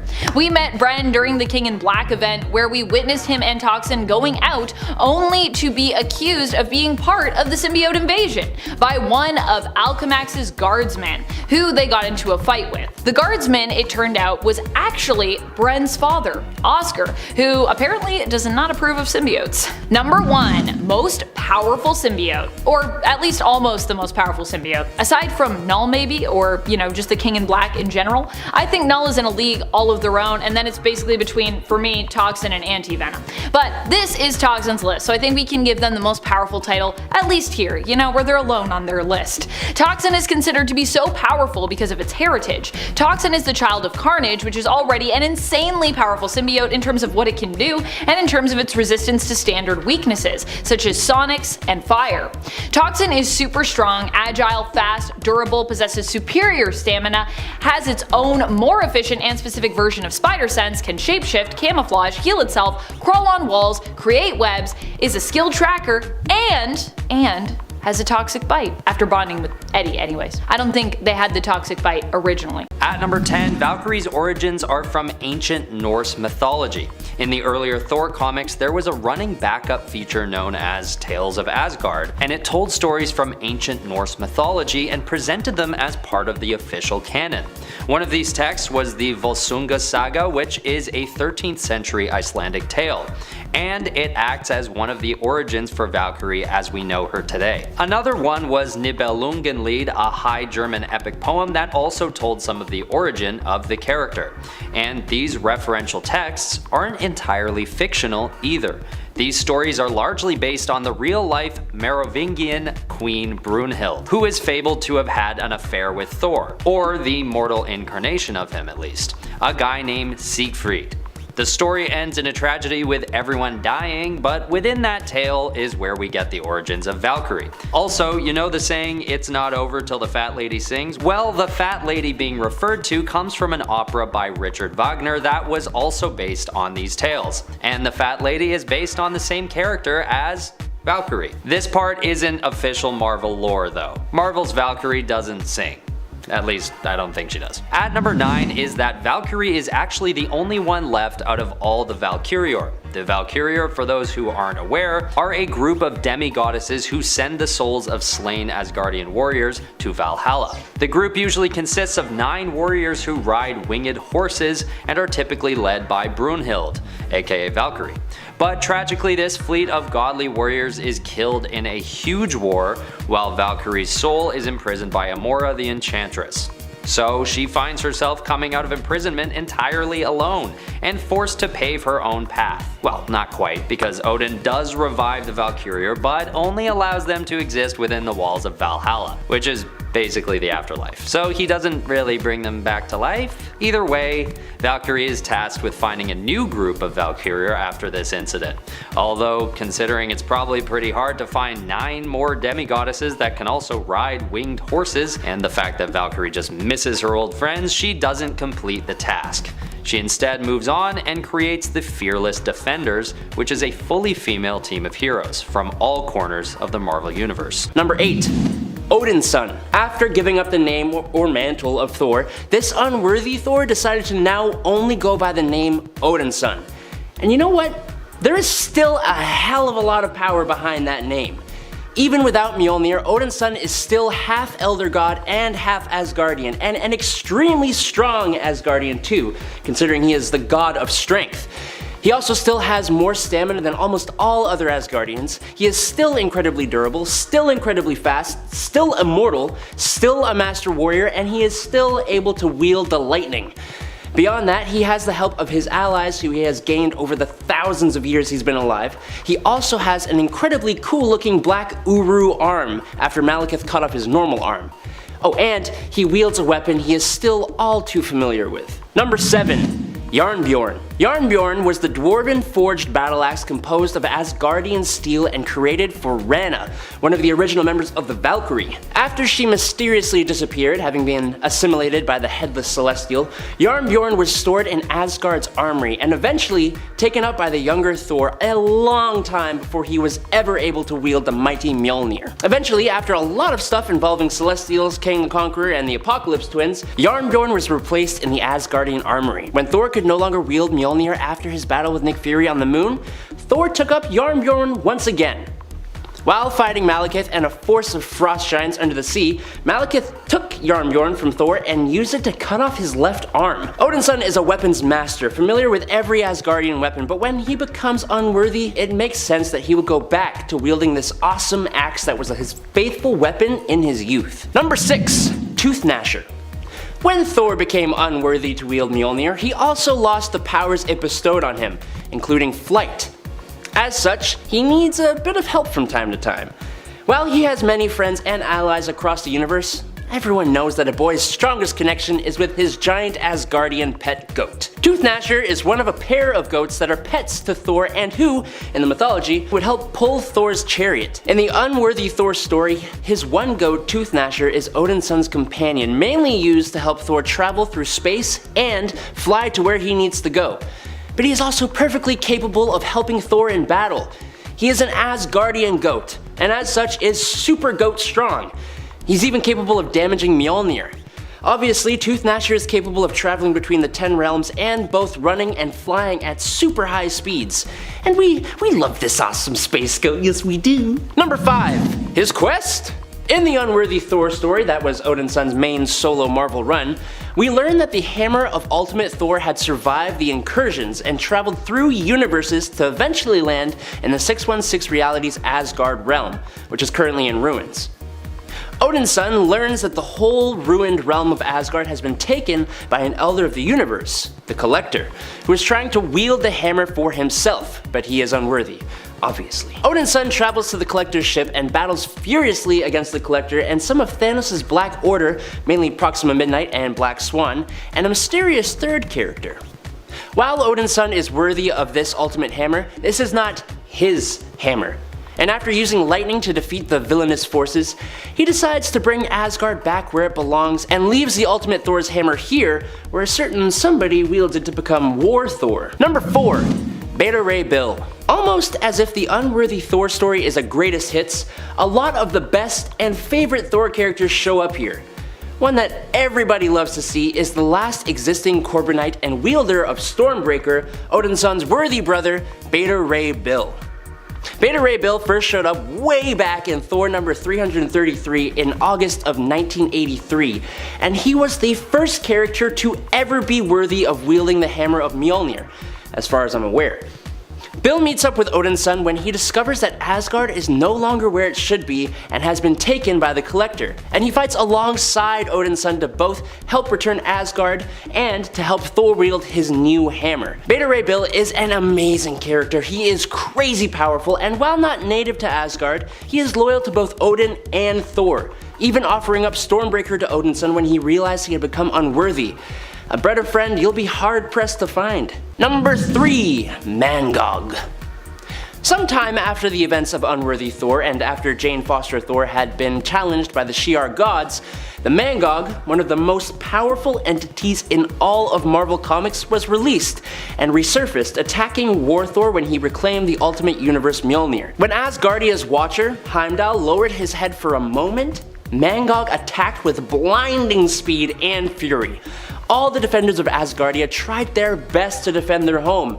Odinson stood by his father's side, but they failed to stop this creature. Odinson assisted Jane Foster Thor in fighting the monster while his people evacuated Asgardia. In order to put an end to the Mangog, Jane fastened it to Mjolnir with an unbreakable chain and hurled them into the sun. Since his action resulted in Mjolnir's destruction, Jane returned to her human form and passed away due to her cancer. Number 2. Thor again?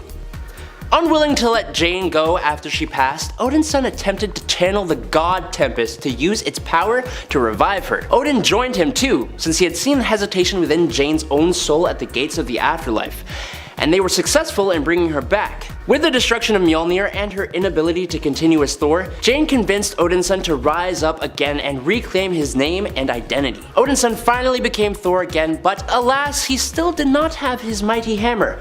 Not that he needs it to be the amazing character we all know he is, but still. Number 1. Worthy again. In order to find a way to overcome the returned Malekith, Thor nailed himself to Yggdrasil, the world tree, which had taken root in the sun.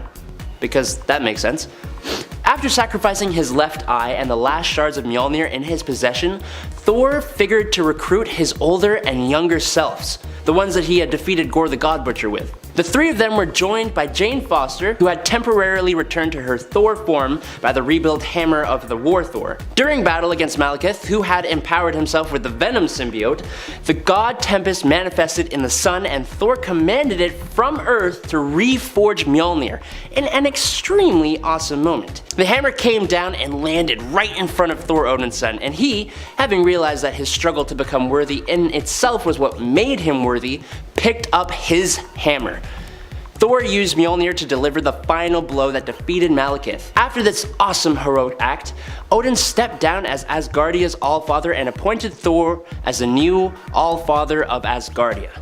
Awesome. Number 10. Bit by the same spider as Spider-Man. Cindy Moon's first appearance in the comics was actually as a cameo in issue 1 of the 2014 Amazing Spider-Man reboot. In that comic, we see the events that lead to Peter Parker becoming Spider-Man. A spider gets caught in a particle accelerator and becomes heavily irradiated, and then it goes on to bite Peter Parker. But after the spider drops off Peter, it crawls along the floor before climbing onto and biting the ankle of a random girl who also happened to be there as well. This girl was Cindy Moon. Just like Peter Parker, Cindy Moon gained amazing spider-related abilities thanks to her spider bite, and while this would make for an interesting villain origin, thankfully it gave us something way better. The character who would go on to become the hero Silk. Nice. Number 9. Ezekiel Sims. When Silk's power first emerged, it was in the form of accidentally webbing up her parents. Obviously, someone spontaneously emitting super strong spider webs out of their fingertips and webbing you up, likely while screaming their head off because they don't know what's happening, would be quite the terrifying experience. It got the attention of a man known as Ezekiel Sims, who came and took Cindy Moon away and began training her in how to use her powers for good. He was a mentor and father figure for her while she was with him, and after he discovered that an extremely powerful villain was tracking her, he and Cindy agreed that she should be hidden away. That's what they did, locking Cindy in an underground bunker with everything she would need. It wasn't an imprisonment. She knew the code to get out and could leave, but she knew the consequences of leaving, and so she did not. At number 8 is that Valkyrie actually has a sixth sense that other Asgardians don't. And this sixth sense is the ability to tell when someone is about to die. As much as Valkyrie may be an unoriginal character along with her other Asgardian counterparts, there are certain features that Marvel adds to make these characters more impactful, and this is one of them. Valkyrie is the only Asgardian who has the power to see what's described as a death glow around anyone that is facing imminent death. The purple aura will appear around anyone who's about to face their end, but Brunhild doesn't get to know how or when their deaths will come. She just knows it's coming soon. She's given this power because as the leader of the Valkyrier, it is her duty to retrieve the fallen soldiers of any war and bring them to Valhalla, so it sort of makes sense that she'd be equipped with a power like this. Sort of bittersweet though, you know, I'm sure it would kind of get old when you're not on the job having to face moral dilemmas on a daily basis, like seeing the death glow around someone on the street and wondering whether or not you should tell them, oh, watch out for that bus, oh, purple aura, should have said something. At number 7 is that Valkyrie's sword is a carved dragon's tooth. Such an extremely skilled fighter like Valkyrie naturally needs a powerful weapon to support her in her combative escapades. Contending valiantly against the likes of Hela, Thor, and Odin himself, this warrior does not mess around, so her weaponry has to be up to par with her own standards. And what's more sacred and durable and powerful than the actual tooth of a dragon, right? This magic, indestructible sword is known as Dragon Fang, for obvious reasons, and it was carved by a primordial sorcerer. But the sword didn't always belong to Valkyrie. Originally, it belonged to the Ancient One, and was then handed down to, still not Valkyrie, but Doctor Strange, and then Doctor Strange handed it off to Valkyrie. I think Strange just realized what the rest of us probably already had figured, which is that there's no one that should wield the sword more fittingly than Val. At number 6 is that Valkyrie's best friend is Hellcat. Patsy Walker, aka Hellcat, is a classic Marvel hero first appearing in the comics in 1944. But down the line, she runs into Valkyrie as part of the Defenders in the 1970s. During this time, the two hit it off together and become fast friends, to the point where they actually end up sharing an apartment together later on in the comics. During their friendship, they have fought against Cassiolana and have also been in numerous alliances together. This would include the Defenders, as mentioned before, but also the Fearless Defenders, which is kind of a development of the same team. And that's only when they aren't spending time together outside of work. Would it be called work? Being in superhero alliances to fight evil? Anyway, I think at their level, I feel like it'd be hard to get downtime, so what isn't work at that point? Either way, when they do get time off, they like to spend it together. At number 5 is that Valkyrie used to be a villain, or at least she was cloned and her clone was a villain. But what's bizarre is that Thor actually did this while he was going through a weird time in his life. Can't we all relate? He basically goes nuts from Thor number 460 to 471 and makes an evil Valkyrie who then promptly possesses him. But the way she's created isn't really Thor's fault. After years of stressful events, Thor's mind cracks and the embodiment of his hysteria is an evil Valkyrie who is then made real by accident by Moondragon. This evil incarnation of Valkyrie then controls Thor to do whatever she pleases, including attacking Beta Ray Bill, Sif, Ares, Gamora, and Drax before stealing the power gem. Finally, after all this destruction and betrayal, Moondragon, Doctor Strange, Adam Warlock, and Thanos, of all people, managed to condemn evil Valkyrie back into Thor's mind. Then Odin and Thor take her out for good. Although this appears to be more of a metaphorical apparition representing Thor's mental struggles, there is a time, 11 issues to be exact, when Valkyrie appears quite unusually as a villain to those she normally fights alongside. At number 4 is that Valkyrie actually inhabits more than one human form in the real world. Although Valkyrie is known as being Brunhild in her mortal form, she's actually appeared as 4 other women throughout the comics. The first embodiment she takes on other than Brunhild is Samantha Parrington, when Enchantress copies her essence onto Parrington to take on the Hulk, all against Val's will. The second is Barbara Norris, who has a longer run as Valkyrie's human form. For a decent while in the 70s, Norris simply replaces Brunhild as Valkyrie's mortal form for a while. It's as simple as that. Third is Samantha Parrington, again, except this time it's done at Val's will. And fourth and finally is the case of Annabelle Riggs. In this case, Valkyrie starts to lose her sense of self and becomes the Doom Maiden of Rage, killing Annabelle during a moment of, well, rage, and she regrets it. So she goes to Valhalla, something she's very used to doing, and retrieves Annabelle's soul with the help of another sorceress. But the deal is that Annabelle has to share Valkyrie's body. So there they are, the 4, or really 3 mortal forms of Valkyrie other than Brunhild. At number 3 is that Valkyrie was in fact introduced alongside the Avengers in an Avengers comic, or against them to be more exact.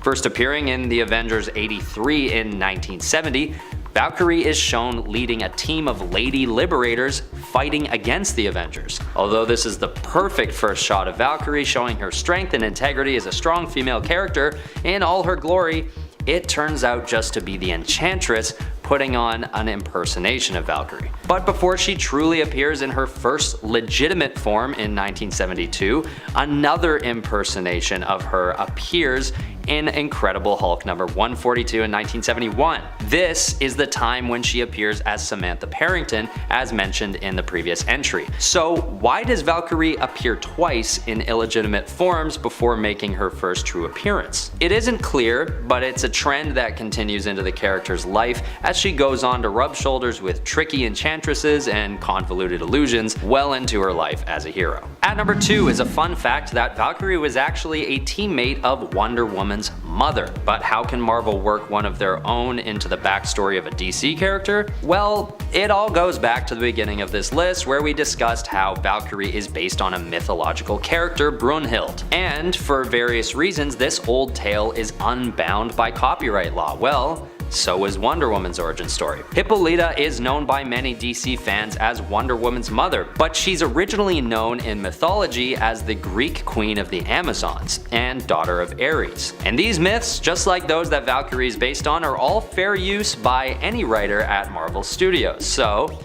in Fearless Defenders, when exploring Valkyrie's origins, we learn that she has fought with Hippolyta in the past, and their task in that moment was to fight off zombie Vikings and Doom Maidens side by side. It's known online to be kind of a bizarre moment considering how different this version of Hippolyta is from DC's interpretation, but it happens. And it's actually a pretty cool moment considering Marvel and DC don't often make attempts at finding common grounds in their storytelling. Finally, at number 1, Valkyrie is the first LGBTQ character to appear on the big screen in the MCU. In the comics, the character is known to be bisexual, and when she appears in Thor Ragnarok, it is confirmed that the character maintains this sexual identity. This is a big deal for many people from this community who had been waiting to see proper representation in the MCU movies. The decision to have the character be bisexual is confirmed by Tessa Thompson, the actor who plays Valkyrie in the film. She tweeted that this decision is in fact true and in line with the original comics, although it isn't explicitly addressed in the movie. Even though Joey Gutierrez from Agents of S.H.I.E.L.D. and Jerry Hogarth from various Netflix Marvel series are openly gay, Valkyrie is the first character to represent the LGBTQ community in the films. It's a pretty good accolade for a character that I think we've learned through this list would make these communities proud. At number 10 are the total personality resets that take place to both turn Tony Stark inverted and to turn him back to normal. The first inversion happens in 2015's Avengers and X-Men's Axis number 9 when a magical spell changes Tony Stark's personality and turns him into a darker version of himself, which then becomes Superior Iron Man. He has all his worst traits brought to the forefront and acts on all of them basically right away. The other personality change that takes place comes right after Superior Iron Man's story ends. This version of the character only really gets 9 issues before he's turned back to normal in the Secret Wars storyline. And although, spoiler alert, he seems to die at the end of the 9-issue run, this is still an unusually abrupt shift that takes place with Tony Stark appearing as normal again in Secret Wars. This may be a sign that the writers had some issues finding a way to transition Iron Man out of this phase, but although it does make sense that this might be a tough thing to do properly, the way he kinda just goes back to normal after everything he did in those 9 issues, it's a little jarring. At number 9 is that Superior Iron Man makes serious efforts to purchase a media conglomerate. After selling a dangerous weapon to international buyers and making billions of dollars, he decides that his next move will be to try and control how the public views him. Although the deal doesn't actually go through, this effort just shows how different this version of Tony Stark is from the one we're used to. He's still just as smart, but he's more willing to take major risks and hurt people in the process. He's so driven to make this purchase go through that he actually offers double what the company is worth to ensure that he can carry out his plans. And if he had gotten control of the media empire, his ultimate plan would probably have gone through in the end. Already having control over the masses using the extremis virus, imagine how airtight his plan would be if he also had their opinions in the palm of his hand. Luckily, the plan doesn't go through, but it's close. And that is one of the things that makes this version of Tony Stark so terrifying. He's still a relatively personable character who's good at masking his intentions. So him trying to make this purchase and getting so close to actually closing the deal shows how quickly people are ready to allow a dangerous criminal to carry out his evil plans. Number 8. Yes, that is his real name. Black Bolt is Inhuman royalty. When we are first introduced to him in Doctor Strange in the Multiverse of Madness, he is introduced as Blackagar Boltagon, leading Steven to respond upon hearing his name, "Really?" And yes, that is really his name, even in the comics. His brother Maximus is also a Boltagon, but I suppose considering that Black Bolt is considered to be one of the primary, if not the primary Inhuman hero in the world of Marvel, it makes sense, as absurd as it sounds, that his name would be an alliteration. A lot of heroes created early on had names that would be considered alliteration. Alliteration is when the beginning of a word next to another word or close together with another word both begin with the same sound or letter, such as Peter Parker, Bruce Banner, Reed Richards, Scott Summers, or even Betsy Braddock, or even Blackagar Boltagon, or Black Bolt. Number 7. King of the Inhumans. Not only is Blackagar Boltagon an Inhuman, but as I said, he's also royalty. He is actually the king of the Inhumans. He ended up inheriting the responsibility of ruling monarch due to him being the firstborn of the previous king and queen, Aegon and Rhinda. Tragically, Black Bolt inherited the throne after the untimely death of his parents. They died as a result of one of Maximus's villainous plots, albeit by accident. Maximus's plot wasn't necessarily to kill his parents, but he was conspiring with the alien race known as the Kree. As a result, when Maximus attempted to escape in one of the Kree ships, Black Bolt was forced to use his great power, his voice, to prevent the ship from getting away. Tragically, it fell out of the sky and then kinda crash landed into the Parliament building, destroying it and killing their parents and a few other important Inhumans of note. Black Bolt was crowned thereafter as the new king. Number 6. Maximus. Yes, Black Bolt does have a brother, and while Black Bolt is typically known for being a hero, his brother is actually more known for playing the role of the villain. Maximus is Blackagar's younger brother, who is typically referred to as Maximus the Mad. Maximus has the Inhuman superpower to mind control others, read their minds or alter their minds, even being able to alter their personalities. He's also known for being a genius, an evil genius. Often Maximus uses his power set to try and take over the throne,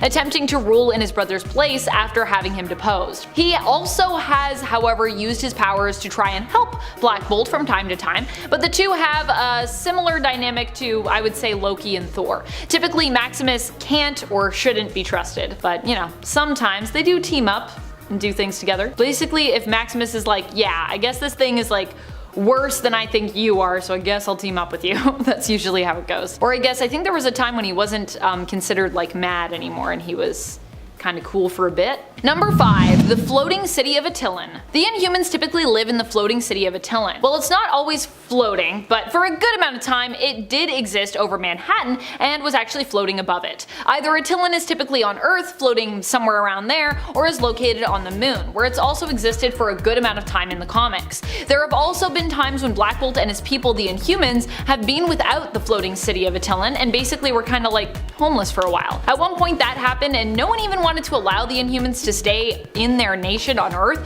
due to prejudice against the Inhumans thanks to the machinations of the Hidden Ones. The only person and nation at the time that would welcome the Inhumans would be Dr. Doom and his nation of Latveria. Ultimately, after the issue of Earth's prejudice against the Inhumans was resolved, even though Doom had offered Black Bolt and his people a place in Latveria, the Inhuman King refused him and instead chose to return to the moon and rebuild Attilan. It's kind of a very sick burn. Poor Doom. Doom's like, I mean, I'll let you guys stay here, and they're like, actually, no. Number 4. Medusa. Medusa is another very important person in Black Bolt's life, widely being considered his one true love. Black Bolt actually has had multiple wives, having to do so to basically help reconnect and bring together the alien and human races when they rejoined with their Earth-based brethren. However, of his multiple required marriages, Medusa was the only one that he was really married to that he loved. Medusa is also an Earth-based Inhuman like Black Bolt, and in fact the two of them are second cousins by marriage, which is kind of typical, at least historically, of a royal marriage like theirs. A lot of royals tend to like marry in families. A lot of inbreeding and royalty. Ooh. Medusa and Black Bolt aren't always together in the comics, but they do frequently end up back together in the end. Medusa's power lies in her long red locks of hair, which she can manipulate and control like limbs. Her hair is not only tensile and agile, but it's also super strong. Not something you'd want to get tangled up in, trust me. Medusa is typically known as Queen of the Inhumans, but is currently known as Commander Medusa. Now thinking about that, and people are probably going to be like, actually I would want to get tangled up in Medusa's hair. I mean, I think you'd only want to do that if she likes you. Otherwise, don't do it. Number 3. Inhumans TV show. While Black Bolt makes his Marvel Cinematic Universe debut in the Doctor Strange sequel, you might still recognize the actor who plays him, and even the character. This is because Anson Mount reprised the role for the MCU. He actually first played Black Bolt in the sadly unsuccessful Inhumans TV series. While most fans enjoyed Mount's portrayal of Blackagar, it unfortunately wasn't enough to keep the show going, and it was cancelled before even all of its first season episodes aired. Ouch. Still, seeing Anson Mount reprise his role for the MCU is pretty awesome, especially if you were a fan of the Inhumans TV series, which I'm sure there were some people that were. I think there are some fans out there for Inhumans. Yo, where are those Inhumans TV series fans? Let me know that you exist in the comments. I know you're out there. Number 2. First appearance. Black Bolt might be new to a lot of people who are more MCU fans than comic book fans, but the character has actually been around for a really long time in the comics. Black Bolt made his first appearance in Fantastic Four issue number 45 back in 1965.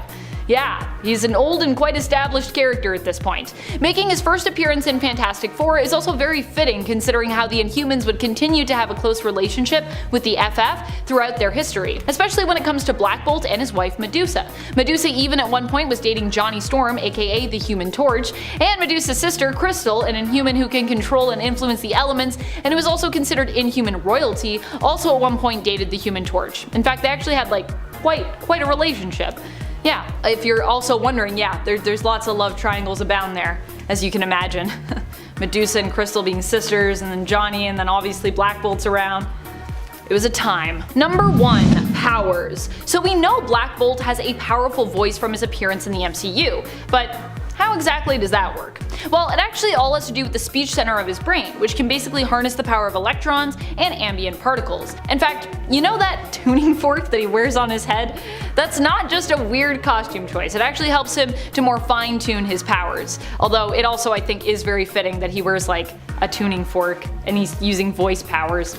It's kind of fun. Black Bolt is believed to be one of the most powerful Inhumans to have ever existed, which means that even using his powers to begin with had dire consequences, like when he accidentally caused the death of his parents. Black Bolt has had to train ever since he was basically a baby in how to best use his powers so that he doesn't just destroy everything when he, says words. In fact, he even grew up in isolation because of the destructive force of his powers. He can use his powers to fly, create powerful energy fields around himself, produce concussive blasts, bolster his physical strength and power, and he also possesses the power of telepathy and a strong telepathic defense. This is one of the main ways that Black Bolt actually communicates, as even a whisper could cause massive harm to those around him. Also, when it comes to that tuning fork I was talking about, it's also super cute because Lockjaw, who is basically his dog, who also should have gotten his own point on this list if I had enough time and space, also is a tuning fork. And Lockjaw is awesome. He can teleport all over the place. Number 10. Inhuman. Black Bolt gets his power from the collective powers of his people, known as the Inhumans. What is an Inhuman? It's kind of like a mutant like the X-Men are, but different. It's actually also kind of like an Eternal, to be honest. Instead of being born with an X gene, the power for Inhumans isn't inherently activated at any point, and the potential to manifest powers comes from their bloodline and lineage. Miss Marvel, aka Kamala Khan, who will have her own Disney Plus series airing soon, is known for being an Inhuman. Her powers manifested when she was exposed to the Terrigen Mists, which appeared on Earth. It was in this way that Kamala even learned she was a part of the Inhuman family tree. Although, I'm not sure they're gonna go that route with Kamala in her Disney Plus series. I don't even think she's gonna be an Inhuman, but I guess we'll see what happens. Black Bolt himself was born with powers because he underwent Terrigenesis while in his mother's womb, with her being experimentally exposed to the mist while she was pregnant with her son Blackagar. Number 9. Kree Connection. The Kree are coming in. Coming in hot. I don't know what this dance is. That's the Kree dance, I guess. The Inhumans are actually a race that were in fact created by the Kree. If you've heard me talk about the Eternals before to explain their origins, you know that they were created by the Celestials who experimented on humans to create this new race of beings about 1 million years ago, also creating their enemies, the Deviant race. Similarly, the Inhumans were a result of Kree visiting Earth and experimenting on humans also a long time ago, finding a way to bring out hidden potential within them and basically creating targeting the Inhuman race, who have the potential to manifest superpowers. The Kree had planned to use the Inhumans along with other genetically altered races of their design across the cosmos to use in their seemingly never-endless war with the Skrulls, but this plan ended up being abandoned by the Supreme Intelligence. And now there isn't even a war between the Kree and the Skrulls in the comics anymore, because now we have the Alliance, which is them together.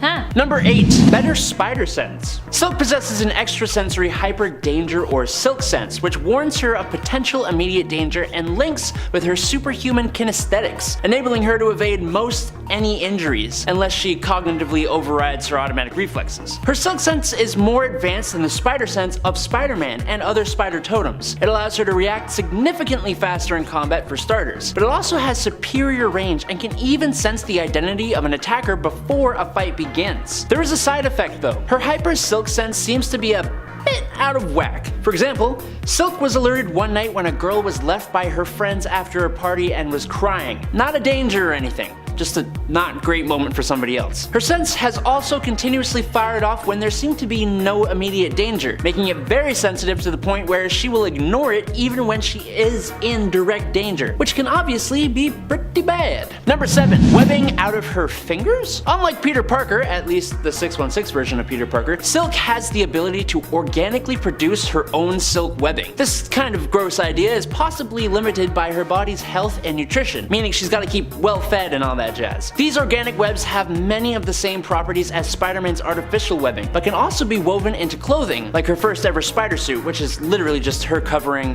herself in her own webbing. The really unique thing about Silk's spider webbing is that she releases it through her fingertips, which makes for some different uses than we may be used to. For example, she's even used this webbing to make claws that she can use in combat. I don't know how that actually works, but it's certainly interesting and pretty cool, actually. Number 6. Eidetic memory. Another natural ability Cindy Moon has possessed since childhood is an eidetic memory, which was a reason her parents always wanted her to focus on school and her studies. She's always been a bit more of a romantic instead. Eidetic memory is the ability to see an object soon after you look away, very similar to a photographic memory, which is being able to recall those images months later. For most people, the image lasts mere seconds, or less than 1 second, but can last longer on more rare occasions, like if you're a superhero, most likely. To get an idea of how well your brain makes use of eidetic memory, look at an object and close your eyes, and see how long you can still see the object in your mind's eye. Now I have involved you, and we shared this moment together. Isn't that just the sweetest? So nice. Number 5. Steamy primal attraction. As Peter Parker and Cindy Moon were bitten by the same spider, something kinda spicy occurred in their bodies that makes them both emit pheromones that makes it extremely difficult for these two spider heroes to keep their hands off of each other. Like when they first met, they extremely spontaneously just started going at it, so much so that it rolled over into the next issue of the comic, on rooftops, on the ceiling, just all over, even embarrassingly interrupting Anna, who Peter shares an apartment with. Get it together, people, come on, good lordy.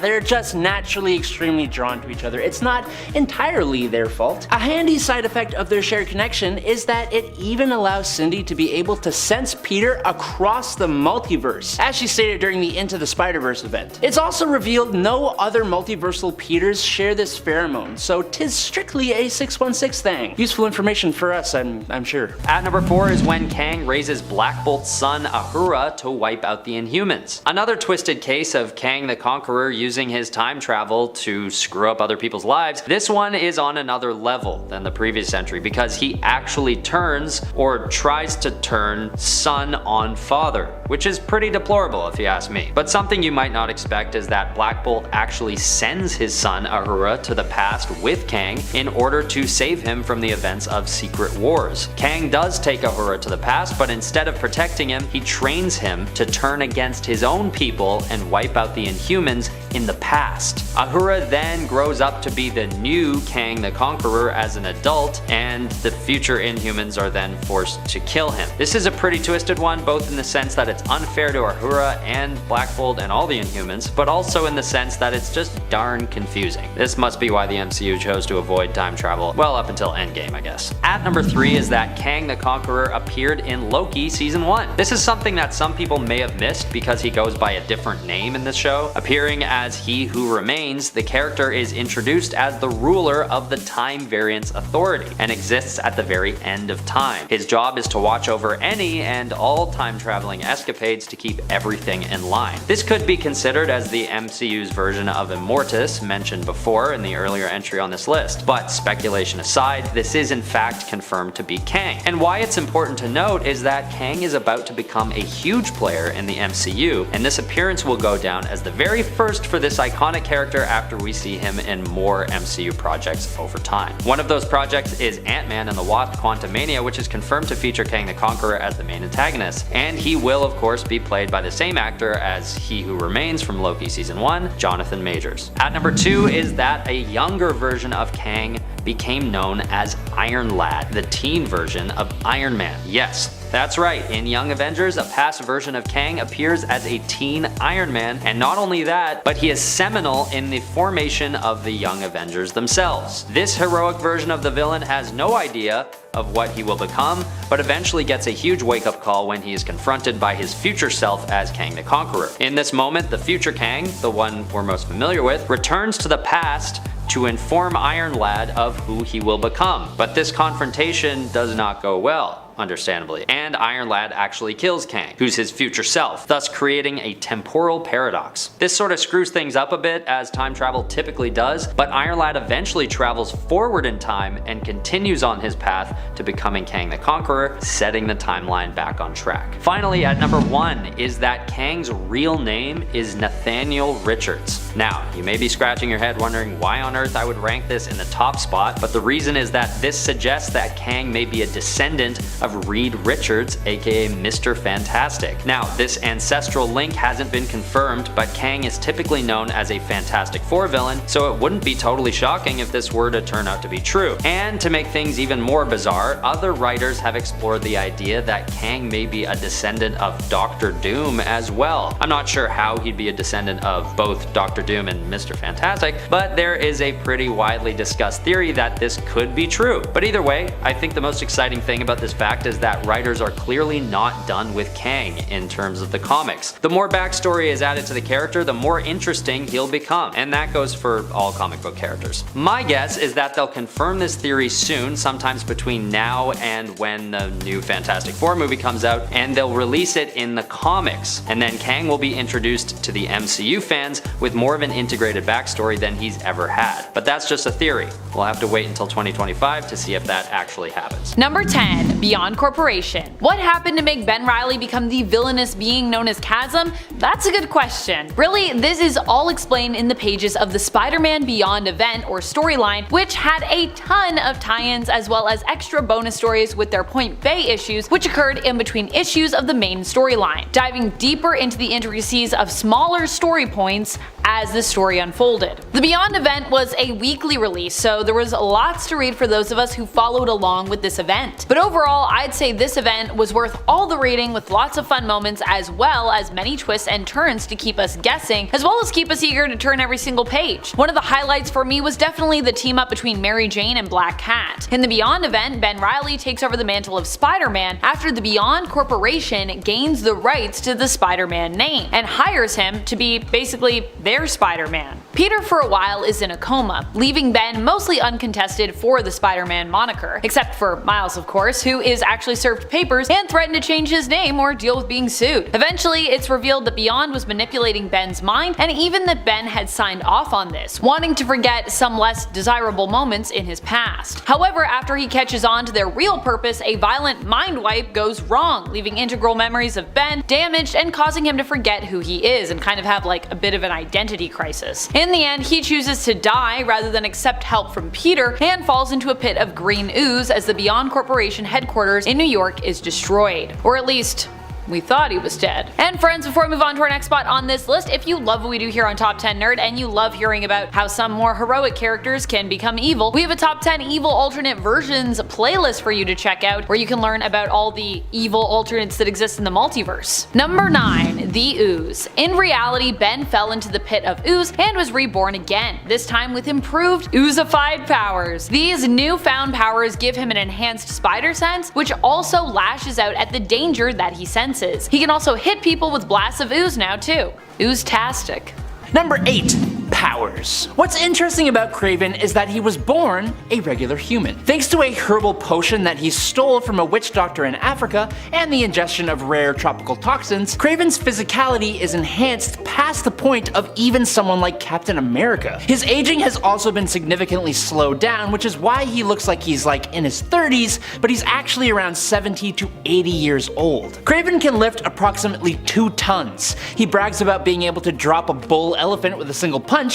He has boosted agility and reflexes, as well as the ability to sprint at 60 miles per hour. He's also far more durable than he looks. Spider-Man has claimed to have needed to punch Craven so hard that it would have staggered the Hulk, and Harry Osborn has said that punching Craven felt like punching elephant's hide. Now, obviously, Craven isn't as strong or as fast as Spider-Man himself, but his physicality combined with his intellect, technical skill as a marksman and hand-to-hand fighter, with a hunter's mentality and a heck of an arsenal, makes Craven the Hunter a villain that not many heroes should take lightly. Number 7.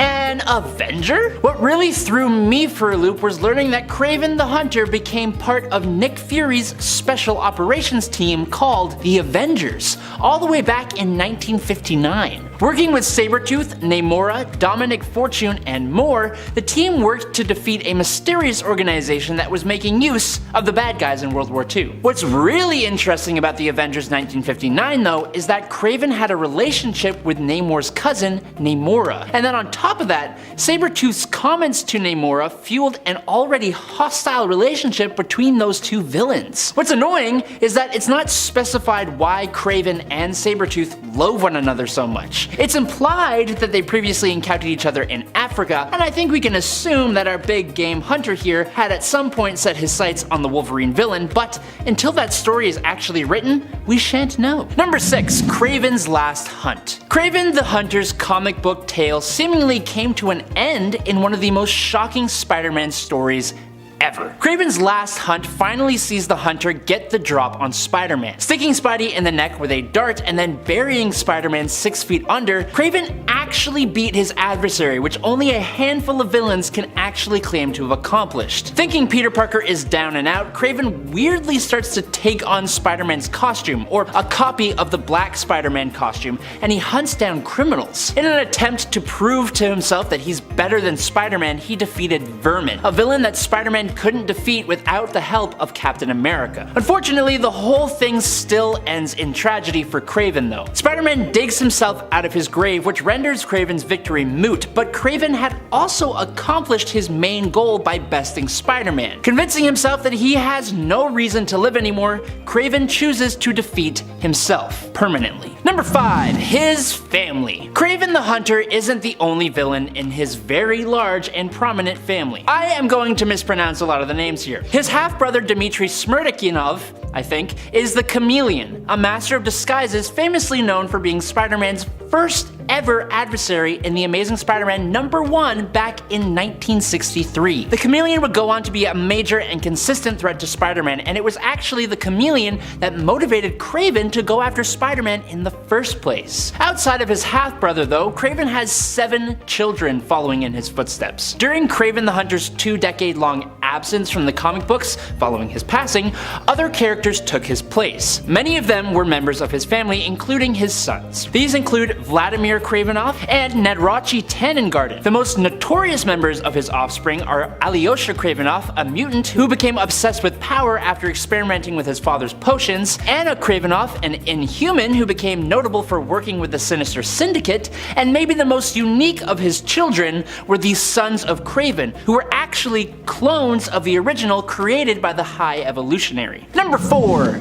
Gog. Alongside his many interesting children, Craven also became the adoptive father to a mighty alien named Gog. As a crazed big game hunter, it only makes sense that Craven would go to the Savage Land, where prehistoric animals roamed free. But he went with the single-minded objective of conquering the land. While in the Savage Land, Craven stumbled upon a downed spaceship, and in it, he found Gog while the alien was still young and very little. But surprise, the alien aged up quick and grew even quicker until it towered over Craven himself. Craven and the ginormous alien allied together, but were still eventually defeated by the Savage Land's Khazar and Spider-Man. Number 3. resurrection. Remember how I said Craven defeated himself permanently? Yeah, I was telling a fib. Sure, others from his family took his place in his absence, but in the 2009 storyline, The Gauntlet and the Grim Hunt, the original Craven was resurrected. His family brings him back through an arcane ritual using the blood of Spider-Man, which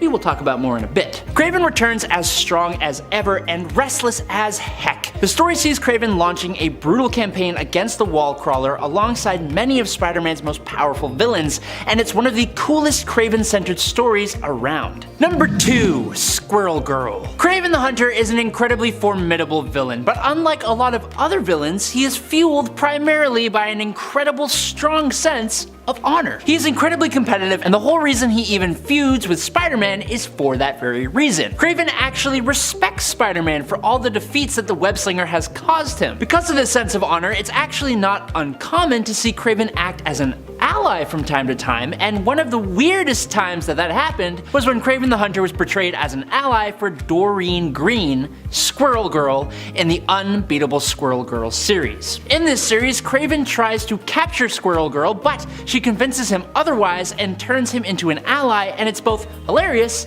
slightly ridiculous, but I kinda love it. Number 1. Only Spider-Man. Craven accomplished his ultimate goal by besting Spider-Man. He put himself to rest because he thought he had nothing left to live for, but his family disagreed. They resurrected Craven with that freaky ritual that I mentioned involving Spider-Man's own blood, and because of that ritual, now only Spider-Man, or a clone of him, can ever permanently end Craven's life. Obviously, Spider-Man refuses to cross that line, and he never really would, so Craven sought out Cain, who was Scarlet Spider at the time and one of Peter's clones. Craven put Cain's friends in danger to try and spur him on into taking out the villain, and while Cain did strike Craven with a blow that stopped his heart, the clone then jumpstarted Craven's heart again with his superhuman strength. Craven continued to search for new paths to the pearly gates, and he was unable to find a satisfying answer each and every time. This has brought him into conflict with Black Panther, Storm, Flash Thompson's Venom.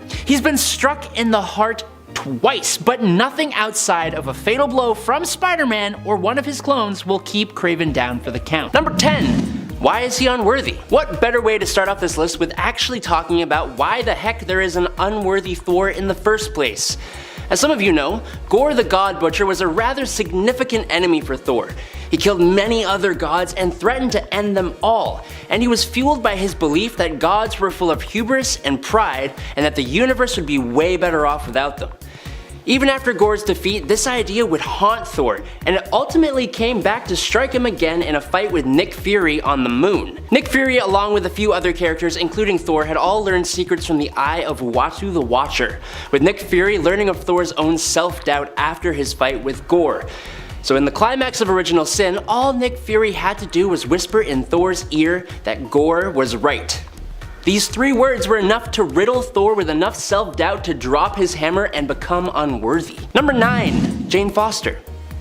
After Thor became unworthy, his mighty hammer Mjolnir ended up in the hands of Jane Foster, who was dying of cancer. Picking up the fallen hammer, Jane became the new mysterious wielder of the power of Thor, and became one of the coolest iterations of the character in my opinion. The original Thor initially came into conflict against Jane, but eventually accepted that the hammer was no longer his to wield. He believed himself unworthy of his own name, which to him was more of a title. He passed the title of Thor off to Jane Foster, not exactly knowing who she was, and decided to go only by his surname. Number 8. First appearance. Sleeper made its first appearance in 2018 in issue 165 of Venom. The symbiotic character was created by Mark Bagley and Mike Costa. Initially, when it was born in issue 165, it wasn't actually given a name, often being referred to as the child or the child of Venom. During the series Venom First Host, which came out in the fall of 2018, a few months later, the newborn baby would take the name of Sleeper after bonding to Eddie Brock in order to go on an adventure to basically save Venom. Its name comes from its power to put others to sleep using chemicals that it can produce. A fairly unique power, and you know, that's not all Sleeper can do either, so talk a little bit more about that later. Hang in there on the list to hear more. Number 7. Venom/Brock family tree. The cool thing about Sleeper is that they are not just a child of Venom, but also in a way they're kind of a child of Eddie Brock. Eddie was present when Sleeper was born, and of course chose to remain bonded with Venom during most of that birth. Because of this, and also because Eddie was a primary host to Venom and later to Sleeper, the Sleeper symbiote thinks of Eddie like a father as well. So really, Sleeper has a symbiote father and a human father, and is also kind of like the love child of the bond between Eddie and Venom. Although to be clear, symbiotes reproduce asexually, so Eddie wasn't really involved in any kind of like genetic participation when it came to Sleeper's creation and birth. Dylan is Eddie's son, and Sleeper also thinks of Dylan as kind of like a human brother of sorts, which is also pretty cute. Number 6. Protective parents.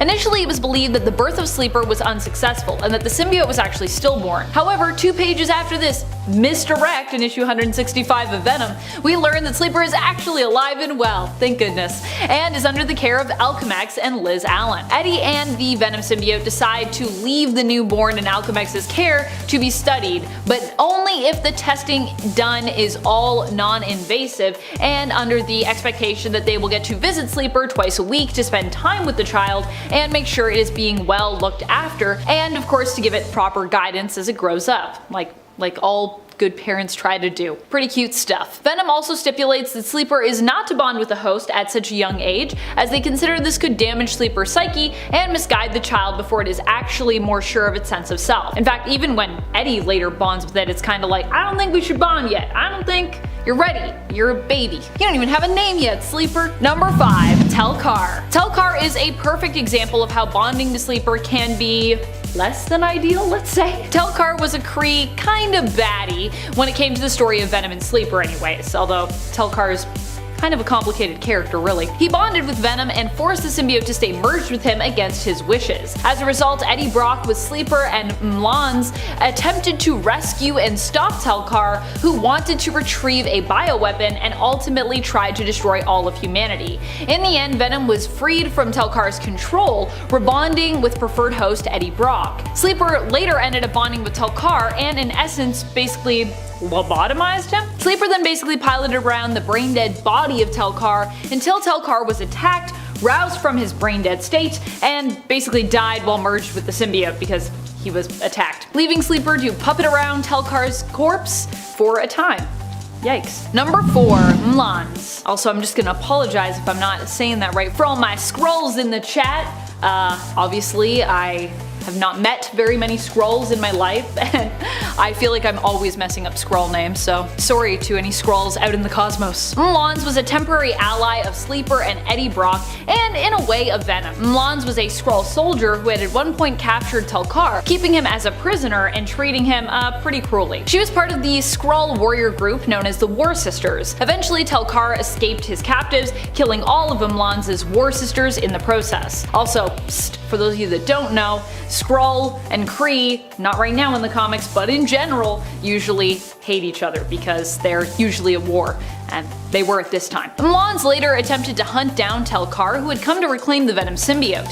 As a result, Mlans teamed up with Eddie Brock and Sleeper in their pursuit of Venom and Telkar. Sleeper would bond with Mlans in order to save her life. When she parted ways with the saved Venom as well as Eddie Brock and Sleeper, she said that she hoped that she would never meet them again. The next time she met symbiotes, it actually went very poorly, so I feel like her wishes here make a lot of sense in retrospect. She would later be killed by a different member of the Clintar who was under the influence of King in Black Null and was bonded to her comrade, a Super Skrull who went by the codename of Virtue. And this was after actually Skrull and Kree decided to put their differences aside and make the alliance. So both of them were working for Emperor Hulkling and Talos. Number 3. Flying solo. Sleeper actually prefers to not have a host at all, or if it has one, to basically be in full control almost at all times. Sleeper isn't a huge fan of bonding or merging with others, and is somewhat unique in the sense that it actually has no need of a host really at all. We've seen other symbiotes go without a host in recent years, by the way, but the initial explanation for why symbiotes like Venom even merged with the host at all was because without one,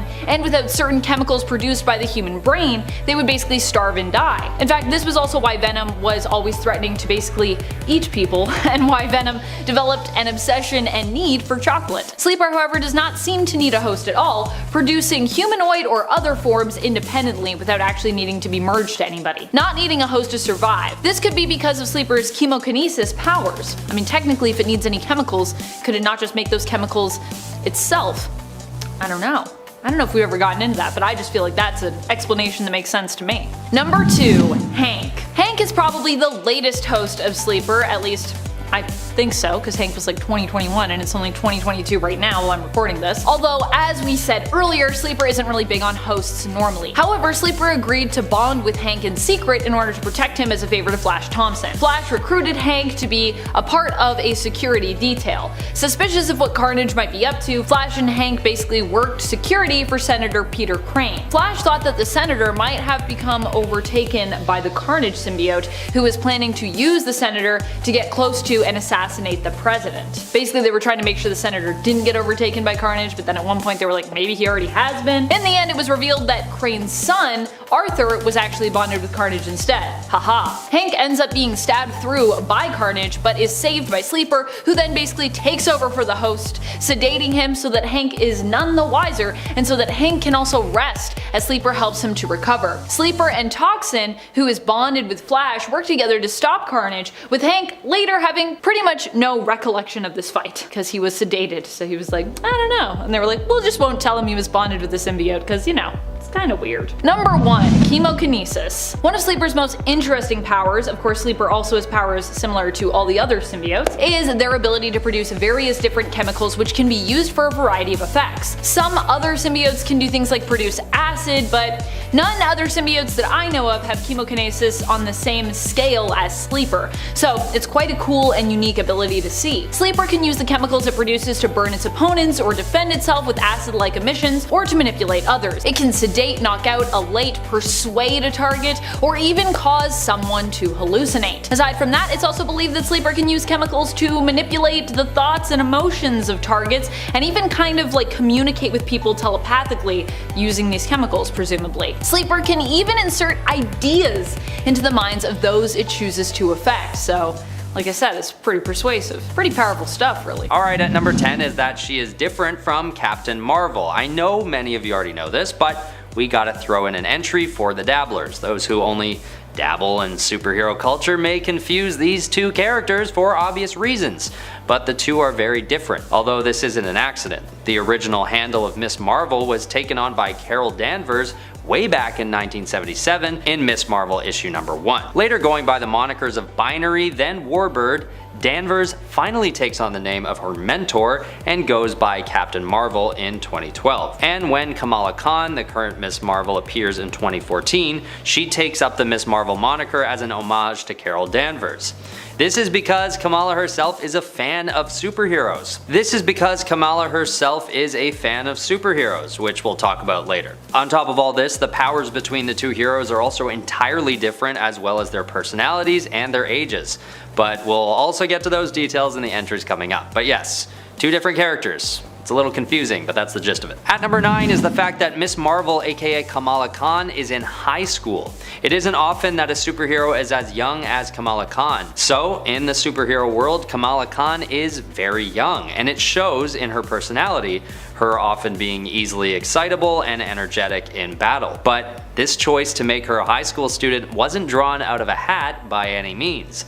By creating a younger character like Kamala, writers were hoping to capture the attention of young readers who would relate to her everyday experiences. Being part of the Marvel Now era, this wasn't as unusual as it typically might be, with Marvel moving forward with a wave of new age interpretations of old stories in 2012. These changes moved to modernize some of the increasingly outdated storylines and themes, as well as artwork that also got a makeover. So it was the perfect time to include a fresh new character like Khan to the canon. At number 8 is the fact that Superior Iron Man releases a popular free app to the public, which actually turns out to be a virus called the Extremis 3.0. Tony Stark's first move after his personality is inverted is that he moves to San Francisco and develops an app that he then uses to try and control the masses. The app itself is so powerful and addictive that it becomes one of the most popular apps in the world very fast, with the app starting as a free service and the effects being that it offers people beauty,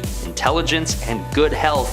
It's no wonder why it gets so popular so fast. But the catch is that the app is only free for the first day, before you're obligated to pay $100 a day to keep it going. This is speculated to be a metaphor for modern mobile phone technology and the way that the public gets obsessed with it. It may even be a metaphor for the evils behind some social media developers not having the foresight to see the detrimental effects their technology has on its users. At number 7 is that Superior Iron Man actually turns Alcatraz into his own evil lair. After Tony Stark moves to the West Coast, the app isn't the only thing he creates to get himself more power in the city. He also makes the decision that he wants to settle down and buy some property to help strike up business with other investors. But this version of Stark decides it's more his style to buy a place that's right out in the open. So out in the open that it actually takes up a whole island, Alcatraz Island. And if you're not familiar with what Alcatraz Island is, it's right off the coast of San Francisco, in complete view of everyone living in the city. And Stark doesn't keep his new structure humble or hidden by any means at all. He builds an enormous secret lair that he calls Stark Island, sort of like a classic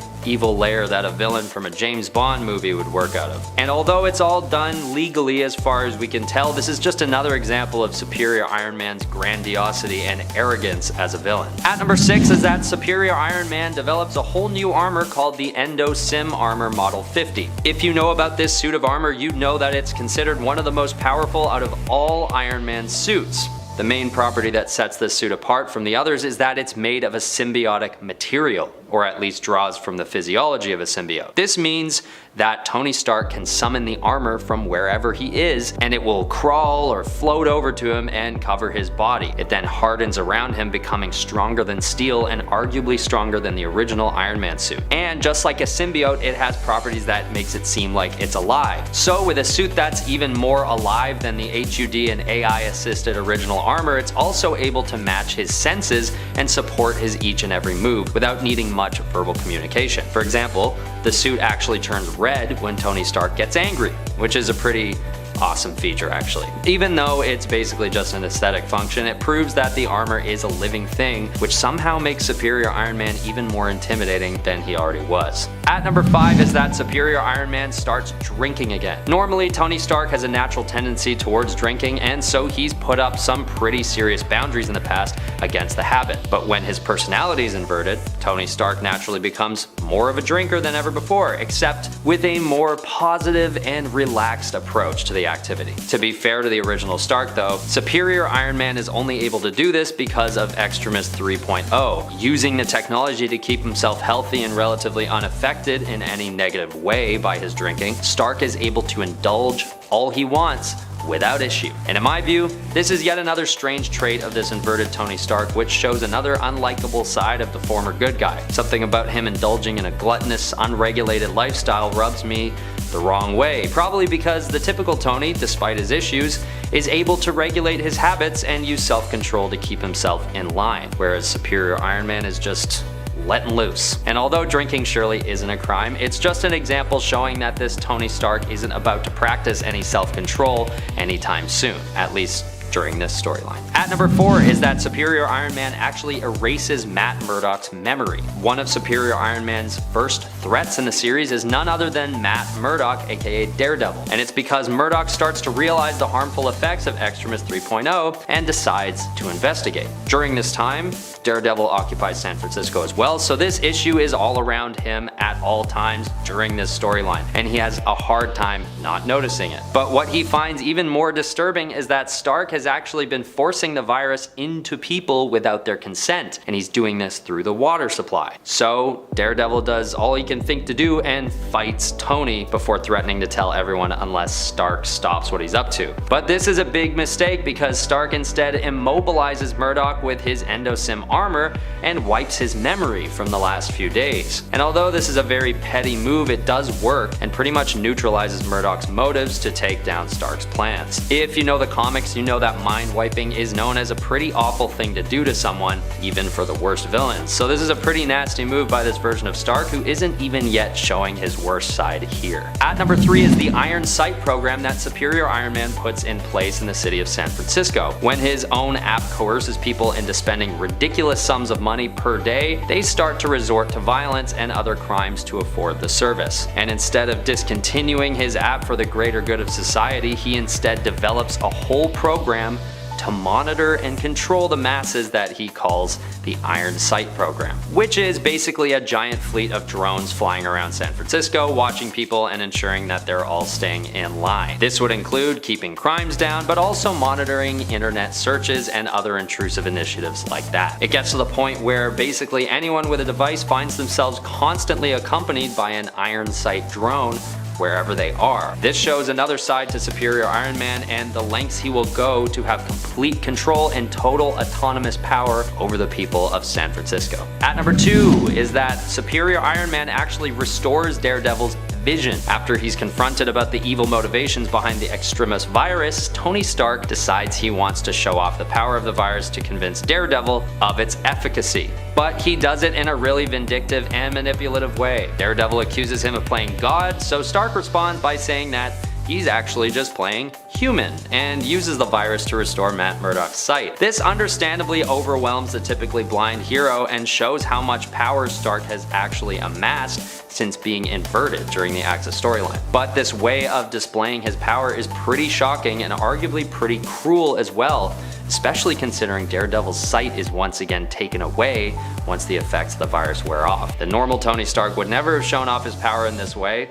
Well, he also wouldn't have developed such a dangerous and nefarious technology in the first place. But still, this act is pretty wild and something that people often overlook the significance of. At number 1 is that Superior Iron Man actually fights Captain America. This fight is definitely more well known in the context of top Superior Iron Man facts, but it's important to mention and put right at the top of the list because those who don't know about this battle need to know how crazy it was. Because this fight is arguably even more epic than when the two fight during the Civil War storyline. All of the buildup of Superior Iron Man becoming evil comes to an epic climax in issue 44 of Avengers, which is when this event takes place. It's also, spoiler alert, the last issue that we see Superior Iron Man in, because he actually dies at the end of the battle. Although Captain America doesn't really take the win either, they both die in a helicarrier crash.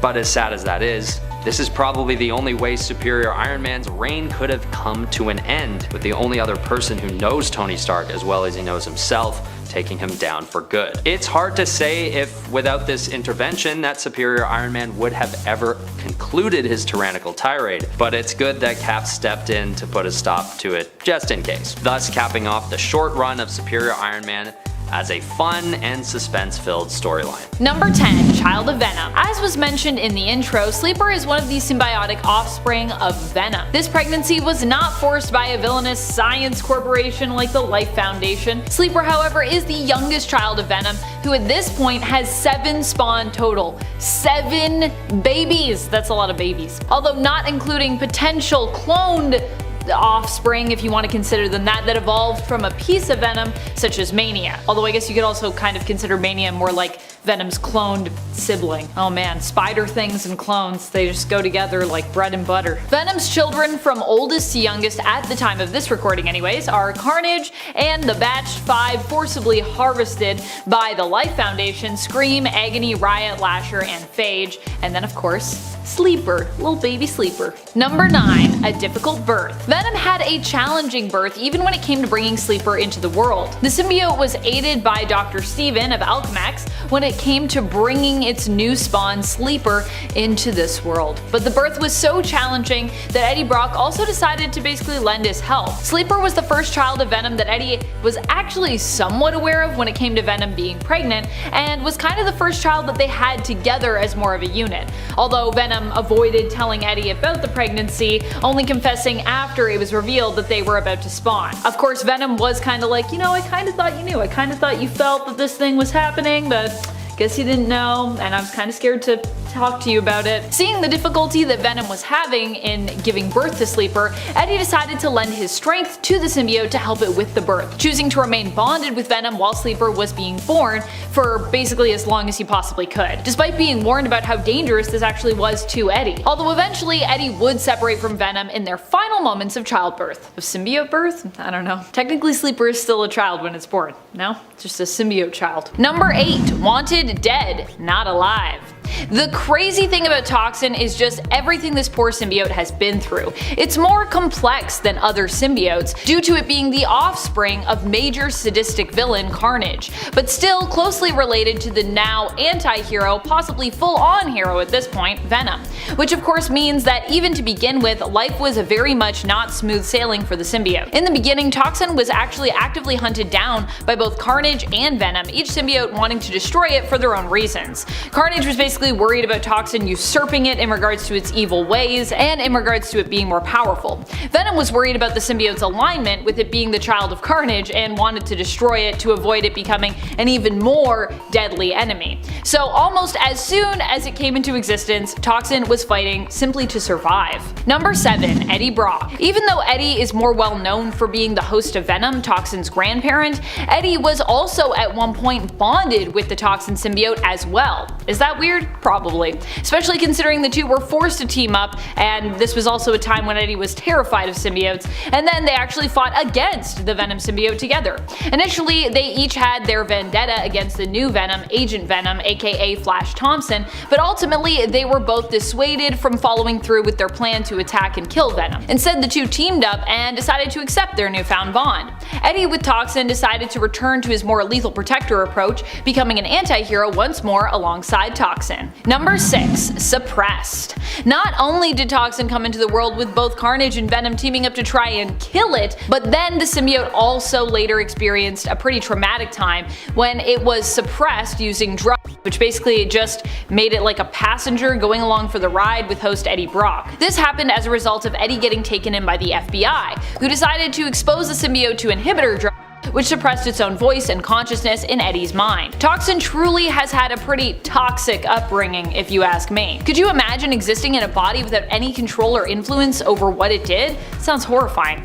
Although I guess maybe this is kind of like some weird revenge, because technically I think Toxin did that to Eddie in the beginning. I guess we can only hope that Eddie and Toxin's will and desires were similar at this point in time. Number 5. Agender. Although we used the term son in the title of this list, and I've said it before, and although Toxin is sometimes referred to as the son of Carnage, which is also why we use that term, Toxin is really neither son nor daughter. All symbiotes are considered agender, meaning they don't really have genders. Some choose to present more masculine or more feminine, and others choose to present more neutral, but Toxin and other symbiotes from Clintar don't really come with genders, and they reproduce asexually, all on their own. Although they do sometimes get some outside help when it comes to birthing new symbiotes, which the Venom symbiote received at one point from Eddie Brock, who remained bonded to it during a birth to kinda like support it. Sometimes symbiotes have been prone to use words like daddy, and some even seem more drawn towards certain genders when it comes to the host that they choose, but technically they don't have genders themselves, and are more gender fluid, usually when it comes to their presentation. Symbiotes being both agender and able to asexually reproduce also means though that at any point past their maturity, Toxin could basically produce an offspring all of their own that would likely be even more powerful even than Toxin, which I don't know what that symbiote is like, but I don't know if I want to meet that symbiote. Sounds insane. Number 4. First X-Men script. While the first X-Men film wouldn't end up being released until 2000, did you know that there was a film in the works since as early as the 1980s? And guess who wrote the script? None other than comic book legends Jerry Conway and Roy Thomas. Supposedly, the film would have seen some of the most famous mutants of the day take on an evil organization known as Proteus. The X-Men team would have been led by Professor X before the incident that resulted in him losing the use of his legs. It also would have featured Cyclops, Wolverine, Storm, Kitty Pryde, Nightcrawler, and Colossus on the team. Interesting. Kinda wanna read that script. Number 3. The first mutants. Do you know who the first real mutants are? Now, we're not talking about Namor the Submariner, first mutant to appear in Marvel Comics. Instead, we're going back in Marvel continuity history about 2 billion years ago into the past to the ancient mutant civilization of Threshold. In the beginning of the second volume of Marauders, we actually find out that the mutants of Threshold, known as the Enriched, were the first mutants. Even more intriguing, one of the lone survivors of the civilization was Okara, who would go on to become the ancient sentient mutant island known throughout mutant history. Number 2. Living Island. The island that the mutants currently live on, in fact, is Okara, or rather, a part of Okara. Okara actually split in twain later on to become 2 separate entities, Krakoa and Arakko. Krakoa ended up on Earth, while Arakko for a long while was confined to Otherworld, overrun by the demons of Amenth, while the mutants of Arakko tried to basically defend their land. That's right, it's not just an island in itself, but it's also literally a mutant. Well, a sentient mutant island, I guess. When establishing Krakoa, Professor X and Magneto recruited the help of Cypher, who was able to scout ahead to use his powers to communicate with Krakoa and see if they could come to some agreement in regards to the island becoming the home for the mutant nation that they were seeking to establish. Now, the talks were successful and the mutant nation of Krakoa was born, which is how we have it today. Number 1. Kevin Feige's secret cameo. Well, Kevin Feige might be best known now as the head of Marvel Studios. This wasn't always his role when it came to Marvel Productions. Back when the X-Men films were really all we had for Marvel movies, before the days of the MCU, go back in time with me, Kevin Feige was actually an associate producer on X-Men. He even agreed to make a cameo in the film, so long as he was completely covered up. He didn't want anyone to know it was him. Because of this, he might be kinda hard to spot, but Feige described his background role as a Weapon X tech guy pulling Wolverine's claws out of the oven. So if you look out for that guy, you might just see him. I mean, you won't see him because he'll be completely covered, but that's him. Number 10. Kind of the worst. Even in the comics, Miguel doesn't necessarily have a history of being the kindest soul around. In fact, before he became Spider-Man, he was actually one of the worst people. Even Miguel himself knows this and has stated before as much, acknowledging that he used to be a huge jerk and now tries to take action to make up for his misdeeds in the past. Initially, Miguel was someone who really only cared about himself and his own interests, until he realized that this was not only not getting him to where he wanted to be, but also causing undue hurt to the people and the world around him. Miguel also at one point stole his brother Gabriel's girlfriend. Dana basically became Miguel's fiance after she cheated on Gabriel with Miguel, and she and Miguel fell in love, which is, I mean, I feel like speaks to Miguel's character at the beginning of his story. And friends, before we move on to our next point here, if you love what we do here at Top 10 Nerd, be sure to let us know by clicking that subscribe button. Number 9. Villain origin. Miguel O'Hara was a genius working for Alchemax in genetics. He was pressured into experimenting on people in an attempt to, in essence, recreate superpowered individuals. When the experiment went awry, however, he tried to get out and was blackmailed into staying with the company. But Miguel didn't like how he was being controlled and would go to any lengths to free himself, including experimenting on himself. Miguel in this way has a bit of a supervillain tinge to his origin story, if you ask me. Most villains start off kind of in this manner, experimenting on themselves because they're desperate, sometimes to help themselves and sometimes to help others. In Miguel's case, it was to help himself. But while the experiment was sabotaged by his supervisor, it did still work, ultimately curing him of his compulsions, which were sort of keeping him tethered to the company, while also splicing his DNA with the spider and granting him superhuman abilities and powers. Number 8. Animated Beast appeared in live action. I just found this one out today, so I thought I would share it with you all. Did you know that the actor who voiced Beast played a truck driver in the bar where Wolverine meets Rogue in the first X-Men film? It's true! George Buza is the voice of Beast in the animated series, and he appears in this iconic scene. Also friends, I need to go back and watch the X-Men films. What is happening with this bar and the lighting in this scene? Why does it give me abandoned warehouse vibes? Was that intentional? Was that just how films were in the early 2000s and late 90s? I guess kind of, actually, stylistically.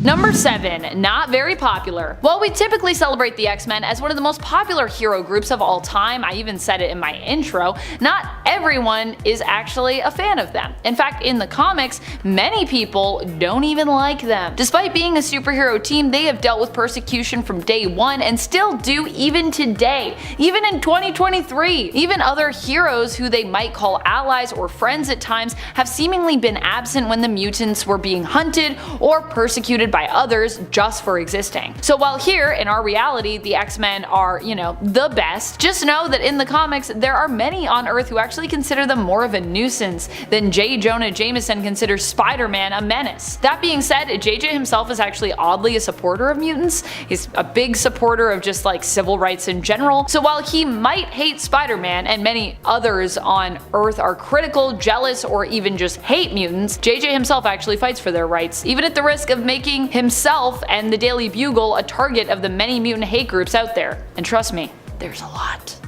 Number 6. New Mutants. You may have heard about the New Mutants. They had a film and everything. Oh, sure, it wasn't like the greatest film out there, and sure, Disney seemed to kind of want to bury said film after their merger with Fox, with New Mutants being the last film under the Fox X-Men franchise umbrella, but it happened, and there was actually quite a few things I actually liked about that film. The New Mutants in the comics basically took over the role of what the original X-Men had been like. Initially, the X-Men were just a group of teens trying to figure out their powers while fighting baddies, and the New Mutants were basically like the fresh blood for the superhero mutants, the new younger recruits coming in after the original X-Men had basically like grown up. Well, that was back in like the 80s, and now it's 2023, so the New Mutants aren't quite so new or young anymore. They themselves have grown up, which allowed us to pave the way for the New Mutants. As such, the recent New Mutants series focused instead on the older classic New Mutants who operated both internationally and intergalactically, and then the younger New Mutants who basically stayed based on Krakoa. So now we actually have a new group of New Mutants, but we also have the old New Mutants as well. Are you confused yet? Number 5. The New Marauders. I love this team. Hands down one of my favorite new teams we've gotten, and my favorite mutant team ever, maybe? I mean, I love the X-Men. They are classic. But this spin-off team is just honestly something else. Also, what a powerful team, especially that initial roster. Led by the formerly known Kitty Pryde, who now prefers to simply go by Kate, the New Marauders team is one that instead of harming other mutants, focuses on saving them. That's right, they took the name and they reclaimed it for good. The Marauders were actually once Mr. Sinister's band of goons who did his bidding and were involved in the mutant massacre, but instead, here they are, led by Kate Pryde, initially sailing around the world to rescue mutants being held prisoner by their own nations so they can safely bring them home to Krakoa, and now they've actually gone intergalactic, sailing through space and fighting aliens to do basically just that.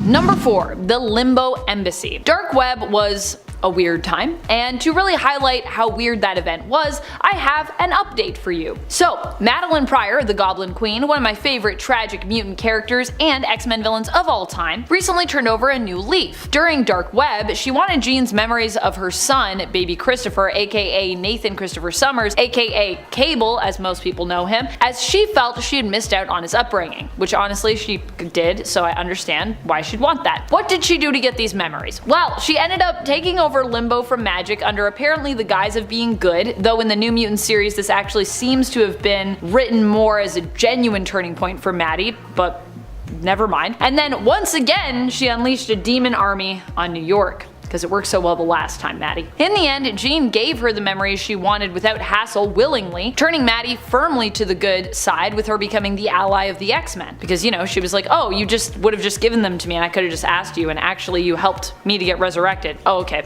Maybe we should just be friends. And in the aftermath of Dark Web, we were left with a weird gift to New York from Maddie's Limbo, the Limbo Embassy, which also happens to be where Ben Reilly's villainous Chasm is being held prisoner after he and Janine as Hallos Eve attempted to usurp Madeline as ruler of Limbo. Yeah, that's a weird thing. That's gotta be a weird thing on like the New York landscape, it's just a big demon tower. Like, wow, alright. Number 3. Magneto once led the team. Or rather, ran the school and led a team. When Professor X went to space to go be with his Shi'ar waifu, Lilandra, Empress of the Shi'ar, who had space medical treatments that Professor X needed to live at the time, Magneto took over for him. While many people think of Magneto as a straight up X-Men villain who is sometimes an ally of Professor X's because of their long-standing history in the films, in the comics he's not only been an ally, but he's also at this point been an anti-hero, straight up hero, and even team leader on the side of good. In fact, if you saw the Magneto miniseries that was announced and is expected to release in August, this is actually a retrospective series that takes us back to his time as headmaster of the school and leader of the New Mutants team, which I think is pretty cool. I don't think a lot of people know this about Magneto.